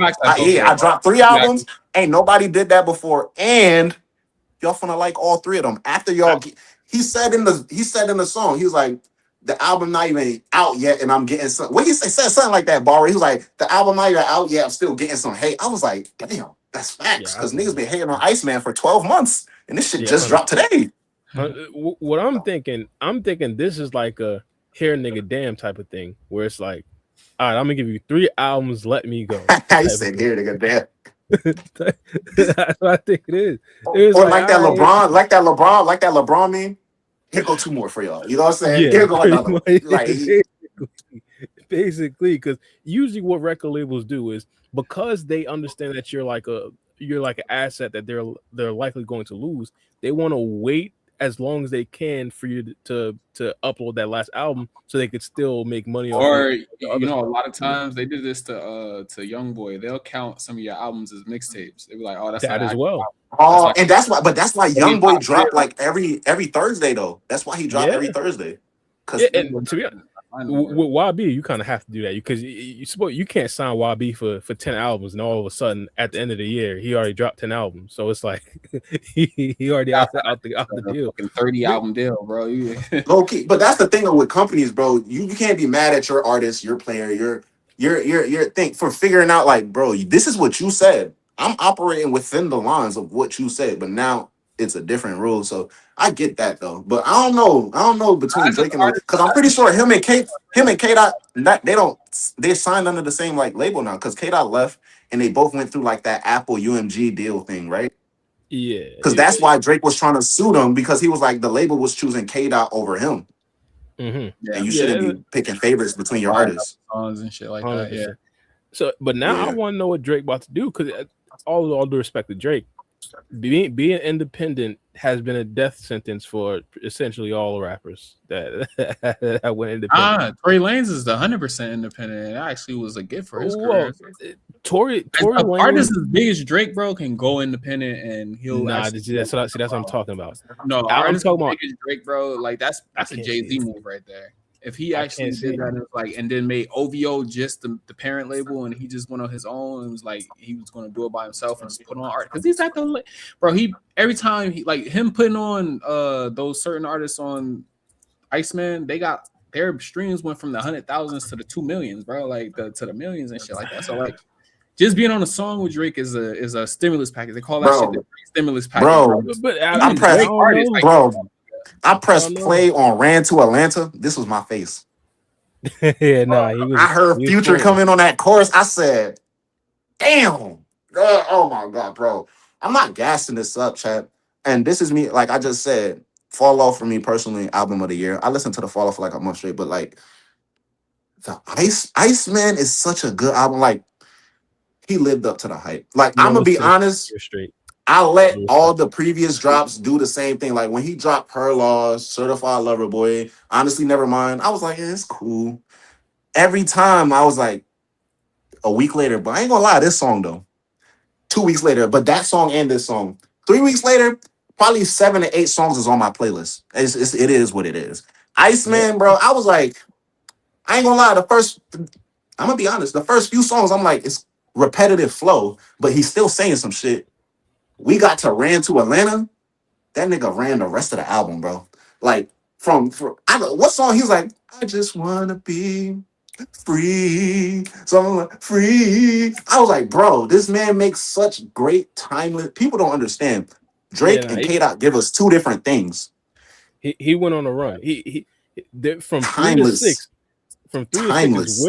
is Whisper My Name, Janice STFU, which Janice STFU is number one That's on Bill on one thing well, I not on don't Billboard. understand. Janice is on good. Apple Music. How come both artists can't be great though? That's the only thing I don't No, understand. they are both great. They can. they Nah, both nah. great. From the majority perspective, no. Free Game is right though. You Like, right, why Free Game. can't Go ahead. both artists be great? Like, why can't you have Prince and Michael Jackson? Like, why can't you have both artists and they both be great? Like, I don't understand it. Like, I never hated Drake, but I just always said in that little back and forth that they had, a little kerfuffle with Drake and Kendrick got the upper hand in that. That was just my opinion. I never said Drake was a bad artist. In the kerfuffle, I'll say Kendrick. We got to stay in the sport of competitive. Kendrick whooped him, but people think because Kendrick whooped him, that means we can't listen to Drake. Or just because Kendrick did what Kendrick did, people think Marvin's Room never happened, or they think Nothing Was the Same was never. Like, come on, y'all. I'm not gonna sit here and act like So Far Gone wasn't like So Far Gone wasn't a thing. Like ever. Like come on, y'all. Like, let's be 100% honest. Like a goat, bro. I never ever say that shit. Even though people acting like they heard when the girl be like, "Are you there right now? Cups of the rose, some just in my old phone." You know, like they acting like they didn't rock with Drake. Come on, bro. Yeah, I was listening to an old Young Money song. What's that song called? Bedrock or whatever. Because my phone. I can make your bed, bro. I can listen to my Young phone. Young Money, Cash Money era Drake had the best verse. Yeah, because growing up, right now, J. Cole's my favorite artist. Growing up as a kid, being around hip hop, every here and there in my family, I was like, yeah, Lil Wayne was my god. I fuck with Lil Wayne. I remember the first time I heard Drake, bro. It was one song with him and Weezy, and he said some line about like splitting the pie and niggas not sharing it. Bro, Drake was my favorite rapper from that time all the way up until like 2013. I shifted to J. Cole. You know what's crazy? But like he was my favorite rapper for like a majority of like my childhood. Drake was my favorite rapper. So it's like, come on, bro. Replacement Girl with Trey Songz, bro. And this was like a couple before he got signed with Wayne, if I'm not mistaken, or whatever. So he was with Wayne at that point. He said something on Further. I'm pulling out my Drake knowledge with this one. He said something on Furthest Thing. He was like, she said you never gonna be as big as Trey Songz. Boy, was she wrong? Or he said something like it was a bar. He said something. I was like, yeah. No, I know what you mean. Yeah. Boy, was she wrong? Yes, she was. Because his first songs was with Trey Songz. Like, that's I just want to be successful. That shit. No, not that song. It's Replacement Girl was with Trey Songz, if I'm not mistaken. Yeah, right? Wanna be my replacement. Even that too. That was the first song. That was just one of That was, I don't even remember. It's so old. I ain't gonna lie, that's old because I remember Successful like with But the first one I heard was like Brand New, and then Wayne made a remix on that on those songs. Like, I go far back because I know Drake from Degrassi. Like I went far back with Drake, bro. Stop it. I ain't even know him from Degrassi. I'm a little bit older than y'all. So you gotta remember. No. I knew him from Degrassi as well. But I'm not Drake age. Drake way older than me. But I was watching Drake on Degrassi though, like back in the day when I was a little kid. When he was with Jimmy, bro. That's back when I was watching Drake, bro. When he was Jimmy. Before anybody knew Drake was gonna be anything, like he just saw this nigga on Degrassi, bro. That's 100%. Like you I remember the day. I remember the day. I remember the day I heard he that song. I know way too many people here right now. I was in 6th grade. My math teacher was Mr. This how influential Drake was, because I don't think people understand this. They live on Twitter too much. 6th grade, core memory. My math teacher name was Mr. Ruiz. In any way, shape, or form, Mr. Ruiz, you watching this? Shout out Mr. Ruiz. Back in Jersey, my math teacher was Mr. Ruiz. He came into the class that day because Mr. Ruiz used to have the thing where we do like the first 15 minutes we could be on the computers and just chill before we start class. He walked into the class. He knew what time it was. He said, "Hey, did y'all hear that new Drake song?" Word for word, I remember this. "Did y'all hear that new Drake song?" And everybody, we was like, "What?" Because he was talking to my table. We was like, "What song?" He dropped a new song. And then he was like, "It's called All Over or Overall." Nigga, I went home. I typed in Drake Overall. Obviously, the song is called Over. Mr. Ruiz was just going off of his memory. I know way too many people here right now that I didn't know last year. Who the fuck are y'all? I was like, this nigga's the GOAT. This nigga's the GOAT. Yeah. Come on, But, man. We can't do Drake like that, bro. But what they say, my thing is because y'all was talking about him potentially going independent. Ain't no problem. I can't. Yeah, no problem. I got PTSD with that. Here's my thing. Growing What up, my artists- first. what artists you like scared you? Like, as long as they got a fan base, bro. Like, I got you. Yeah. My first favorite rapper was 50 Cent, and he started beefing with his label. That's when his career went downhill. It just is. I forgot. Went downhill. I forgot the exact. Wouldn't last that long. Like nobody want to hear 50 Cent sing and shit. Like, Nah, I'm it telling you. as long as it was supposed to last. Like, I forgot who. Yeah, I forgot 50's who run was worth it. 50's I run feel like was his what run 50's was- run was what his supposed to name be. was. 50 was never supposed to be have a Drake run. He was never supposed to have a 20-year music. It wasn't career. supposed. That It himself, wasn't bro. supposed to be. It wasn't supposed to be 20 years. I ain't gonna lie though. I ain't gonna lie. It was supposed to be 50 on them 5. power intros. Yeah, he still Oh no, drops he shit I still listen makes some shit, Them- but it's them- not going to be to. no. The It's power not, intros. no, all of them get me word for wrong, bro. word. Hey, he made a tape called Kanan not too long ago that I rock with. I love 50's shit Kanan, but I'm just saying as far as like on a mainstream aspect, he was never going to be that. Like he was. Oh yeah, no. Nah, He couldn't hold on. Well, I can't say he's never going to be that because he was that, but he wasn't going to be able to hold on to that for as long. For like as 20 people think because we see Drake do it, we see Nah, K. that's Dot, not it. Kanye. It's not everybody doing that, bro. Everybody's I'm not. telling- People are gonna be hot and big, but it's Nah. gonna be a shorter time frame. Yeah. Y'all gotta go into what really happened with 50 at the end of his career, bro. I'm telling you, he Okay, was dude, I do beefing my with his research. label and I they do my refused to drop music research. from him. Then he went independent and then we never heard from him.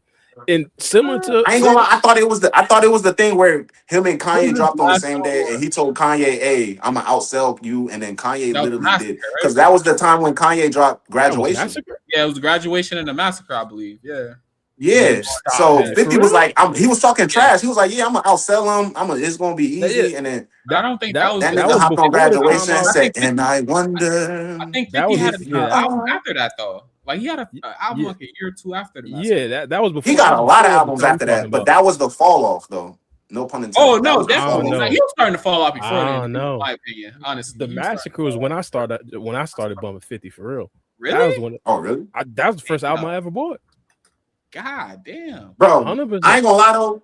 50 got that thing where it's like it's time because y'all seen that video when he first debuted, bro. The beat drop. Dun, dun.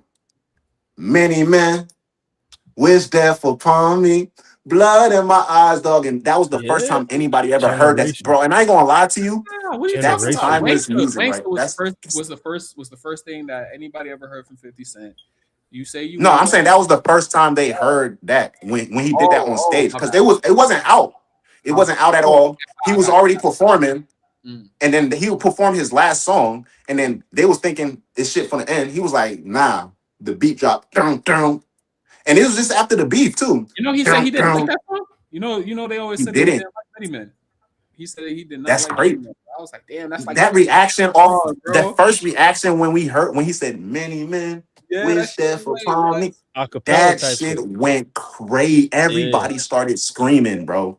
Yeah, Like he doesn't timeless. He did not like that song. 100%. So it's crazy how like Yeah. artists will like make a whole bunch of songs. Somebody be like, yo, this shit a hit, and they're like, nah, I don't even like that shit, and they throw it out there, and it actually That's why they drop. That's why they drop shit they don't like because they know it's not about what I like, but who knows what they might think.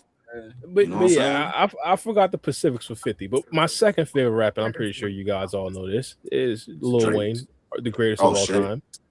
Lil Wayne, the greatest of all I time. mean, Lil Wayne never really had the chance to go independent. He came out with his little Young Money label. Yeah, He went back but to again, once he started beefing with his label, and don't be wrong, Wayne had a long, prosperous career. At this particular point, I feel like everybody understood was wanted down. We all know what happened with Wayne. He was signed to a nigga that was signed to a nigga that said he was signed to that nigga. K-Dot told us, and we knew it. Birdman fucked Wayne over, bro. Well, that was Pusha T. Birdman fucked Wayne over. But wait a minute. If the thing is, if Lil Wayne stayed, let's say a quote unquote good boy, and just didn't complain about being signed to a nigga who was signed to a nigga who was signed to a nigga, he'd still be in playlists and on radio. It's like that's the point. Once you start beefing, with your but label, I think it's a consensus thing Bro, because I Wayne think still had the thing. Because once he realized it was getting like that, he was like, "Fuck it, I'm gonna just build up." Let's be real. Drake, Hold on. Let me Nicki I don't think it Minaj, matters. Tyga. Hold up. What? You got to remember though, Lil Wayne was always a mixtape rapper. His best And shit that on he- mixtapes. People's thing was it wasn't about Wayne. Carter 1, Carter 2, Carter 3 was dope. Then you got to the Carter 4, and then he started falling off with the album shit. When he was just giving us bars on mixtapes, taking people's beats and shit, and flipping them and all that shit, that's when we had the hardest Wayne. You can't keep artist thing. The artist thing back then wasn't like, oh, Wayne finna drop an album. They was like, I'm finna make this song. I just pray to God. I pray to God, Lil Wayne don't find this beat. That's all they do. They knew we singing Wayne's version.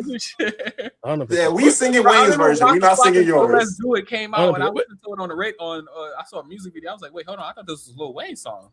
Who the fuck is literally, Waka Flocka, bro? I didn't know who the fuck Waka Flocka was. Yeah, back then, artists used to think that. They used to be like, fuck. As soon as they heard the lighter flick, they be like, who beat he even took, bro?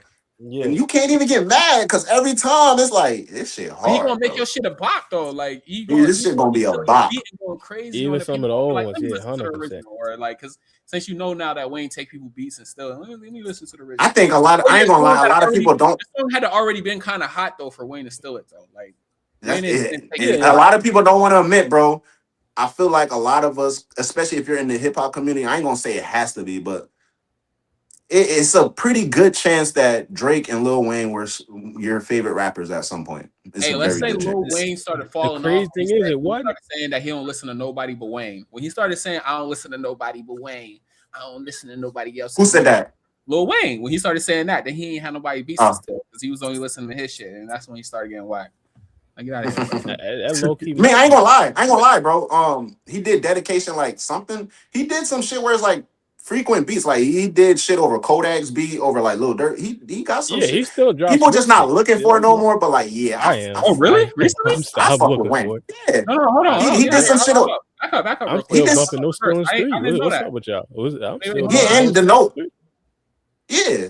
Yo, I ain't gonna lie. No Ceilings is timeless. I still bump No Ceilings. I'm talking about the third one. I'm talking about the third one. Hold on. That's the one with. That's what I'm saying. That's the one with like he be taking beats from like the more modern rappers in No Ceilings 3, right? Yeah, he dropped Tyler Hero from what's it called? What's that nigga name? Yeah. No Ceilings 3. Yeah, he dropped Tyler Hero from Jack Harlow. Yeah, he also had a song. He did that. BB King freestyle. I'm gonna have to. BB King freestyle is hard. BB King freestyle is hard. Yeah, BB King freestyle is hard. Oh, that's on No Ceilings 3. Okay, that was in 2020. Okay.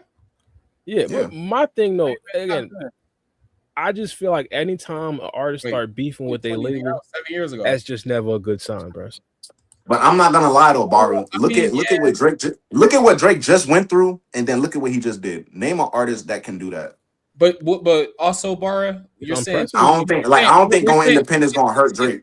Hey, but hold on, but it's another thing too that Bara is saying though that you gotta point out. You're saying you're beefing with your label. Drake making an album to get out of his label deal wouldn't be him beefing with his label. When you're currently in a contractual agreement with the label, they can they can shelve you if they want to, and they can make it to where you can't put out any more music. So it's not like you don't want to be a big artist no more. It's just that you can't push out music. If you try to put out anything, they're going to copyright it, to get it taken down, like do whatever they want to do to get you to not be seen. If you're actually beefing with your label on that type of level, if you get what I'm saying. Or they're gonna be like, you can't drop. They're gonna shelve your shit. Drake putting out heat, and he's still with the same producers. He can still work with the same big artists, like which he will be able to. It's not like the label is making it to where he's capable of working with these artists. He got I really think they're just honoring the end of the contract. They might just be honoring the contract. Like, I'm gonna go out with a bang. He said, "Hey."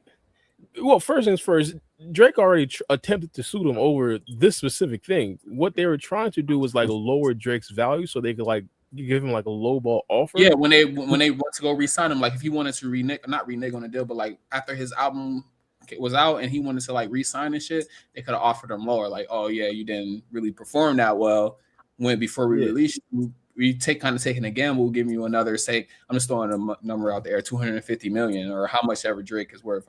I don't see that being really too crazy when artists that's not as big as him is getting $50 million deals. But like $100 million or some shit like that, like, okay, we want to cut you 50 million this time.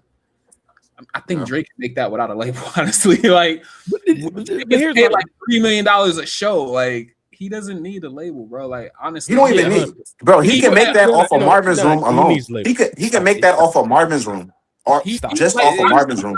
Drake is on the level of a Michael Jackson. I'm not even going to like. No. Here's the thing, bro. Why he can go anywhere and do a show, go anywhere. They're gonna know Drake again. If Michael Jackson went independent, I think that there's a timer on his career as well. Michael Jackson didn't live in the era where he can really go independent like that. Michael Jackson. Nah, I'm not gonna lie, bro. I'm gonna keep it 100% honest. Like artists wasn't thinking about independence back then. They was thinking about, but even then, getting on the next label deal. Like they was looking for the labels to advance them. Like artists wasn't thinking about owning their own labels. They wasn't thinking about ownership back then, really. So they got older. Even then, bro. Even with that, Michael Jackson literally, bro, ain't nobody can go to a concert and stand for 7 minutes, and you got people passing out. You got people passing out. You just standing there, bro.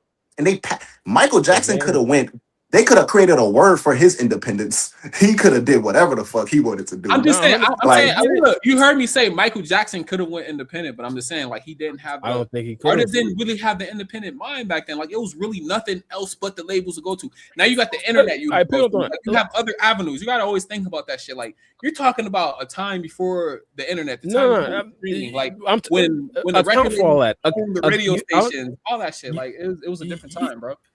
Account for all that. I'm telling you, I don't think he would. Let's say hypothetically Jackson was alive and that famous in 2026. If he went independent in 2026, I don't think he has that long of that prosperous of a career. I don't. I think some artists just have the star power to really they don't need a label. They could, but like how long would that last? Like, bro, that could last very long, bro. We're in an age. We're in an age. How to finesse. I was about to say, Bara, we're in an age, especially 2026, of independence. Like streamers alone should tell you a nigga could come up on his own, do his own thing, and just make it. People follow Speed and Kai Cenat around for all that they do, and they want to see them, right? You can't say that's different because they're following that avenue. So if Michael Jackson were to be what Michael Jackson did and go, let's say he's here and go independent in 2026. Everybody's gonna be following whatever he's doing, and it's gonna be for just as long. Like his career, like I ain't gonna lie, that's the thing about it. Even when Michael was alive, he was not gonna make another Thriller album, and he knew that. Thriller was his biggest thing, and it was never gonna be Thriller again. But he still gave us Bad. Yeah, he still gave us Do We Remember? Okay, you know what I'm saying. He still gave us the whole entire you know what I'm saying. Controversial Bleach era Michael, like he gave us bangers, but he was still chasing that hop. From his perspective, his standard was different, but the shit was still there. Everybody was like, people was passing out. That wasn't even the Thriller era Michael Jackson, and people know Thriller era is probably arguably his best era. They passing out during the Bad era.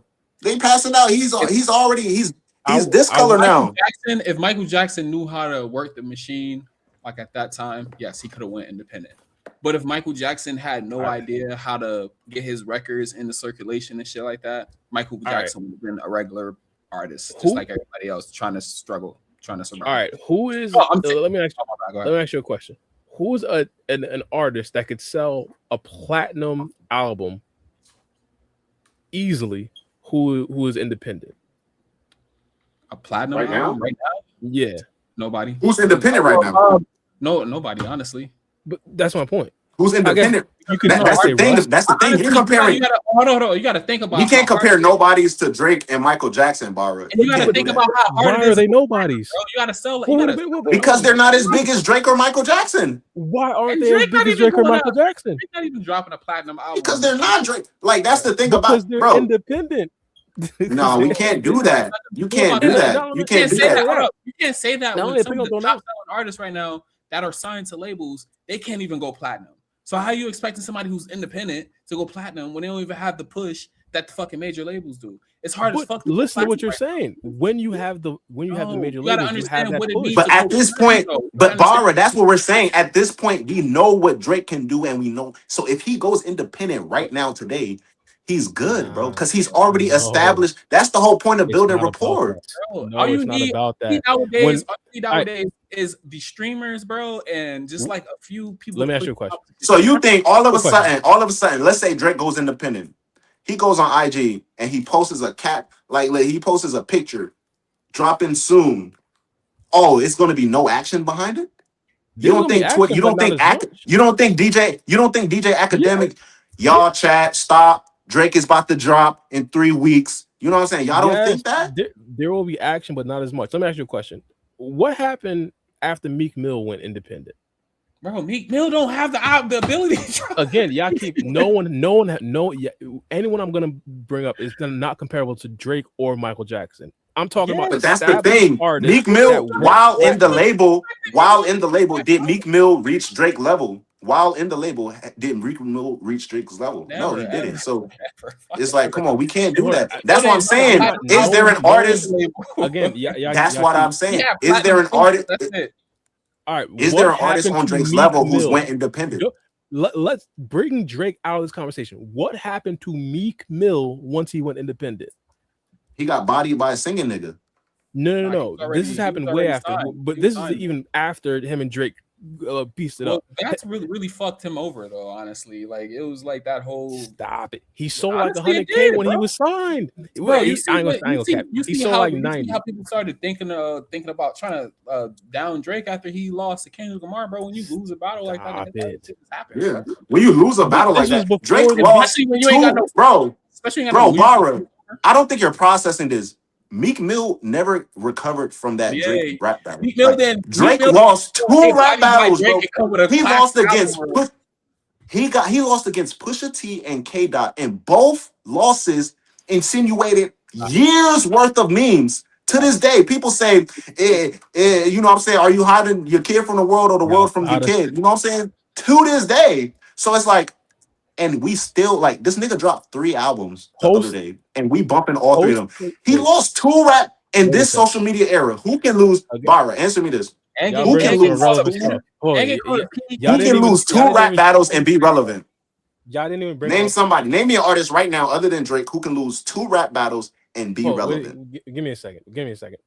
Before those battles with Kendrick and post the battle with Pusha, Meek dropped 2 albums.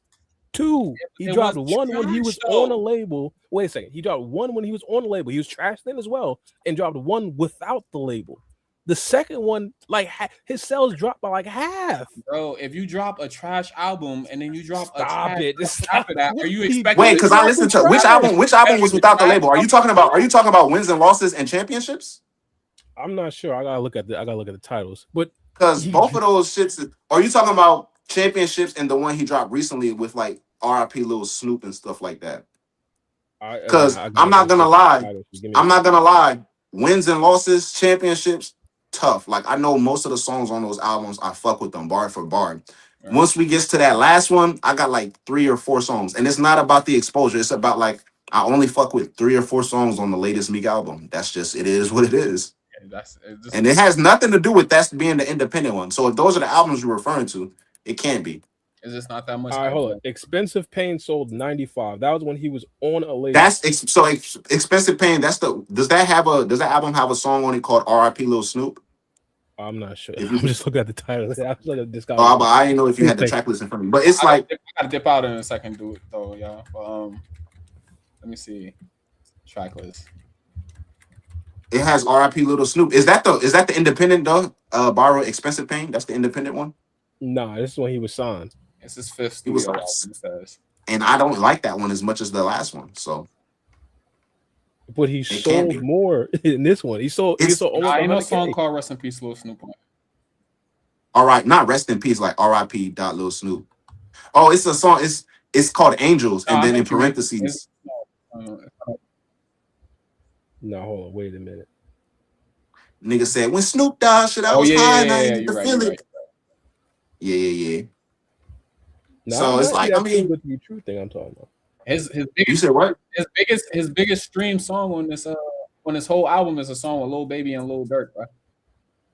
And I don't even, what song is that? Was at the time in 2001, biggest artist of that time, and he can only get 158.5. Like, Drake shit destroyed him. He didn't drop nothing. Rock really don't even see the other album I was talking. That's all. Yeah, bro, we can't. Drake Rise and give us the outro. I gotta slide.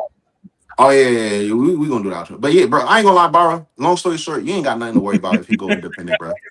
You ain't got nothing to worry about. No, I think I would. Nah, Hey, you know, bro. I'm telling you, he's gonna be straight if he go independent. That's all I'm trying to say. He's a different Look at type of Ry- beast, bro. Like, and Ryzen I guess you ready call to the Drake wave hater himself. for long, bro. Rising out Hey, you there, gotta go back to like, all stand-up, right, bro. partner. He like, hey, All I right, we gotta could go. probably Got pick that. up this convo next week or something like that. I'm about to say, yeah, the day's starting for me right now. I'm about to hop outside, getting freshened up and stuff like that. So y'all gotta. It's nighttime. I get it. I'm about to go to sleep to go to work. Yeah, it's 9 o'clock. I gotta get ready for work tomorrow. I ain't going to cap. All right, y'all. This was a good convo. Thank you, everybody. Go ahead, Ditto. Give us the outro. Hey, well, hopefully Ditto. Code does something. I don't know. Hopefully Code does something in the next chapter. We'll see you guys later on the He might solidify the Konohamaru Hey, yo, comparison. shout out to Ready SG. We didn't give him as much. I didn't give him as much love as I should have, bro. He shout out to $20 donation. My computer was fucking up, but yeah, thank you, appreciate you. Yeah, good looks. My Shout guy, out Ready Ready SG. Hopefully yeah, he was we here did for that talk whole about entire Drake. Drake debacle we just had, because you know what I'm Probably saying. Probably not. Probably not. But yeah, he could run it back. He could run it back. All right, later, y'all. All Have a right. good night. later. Peace.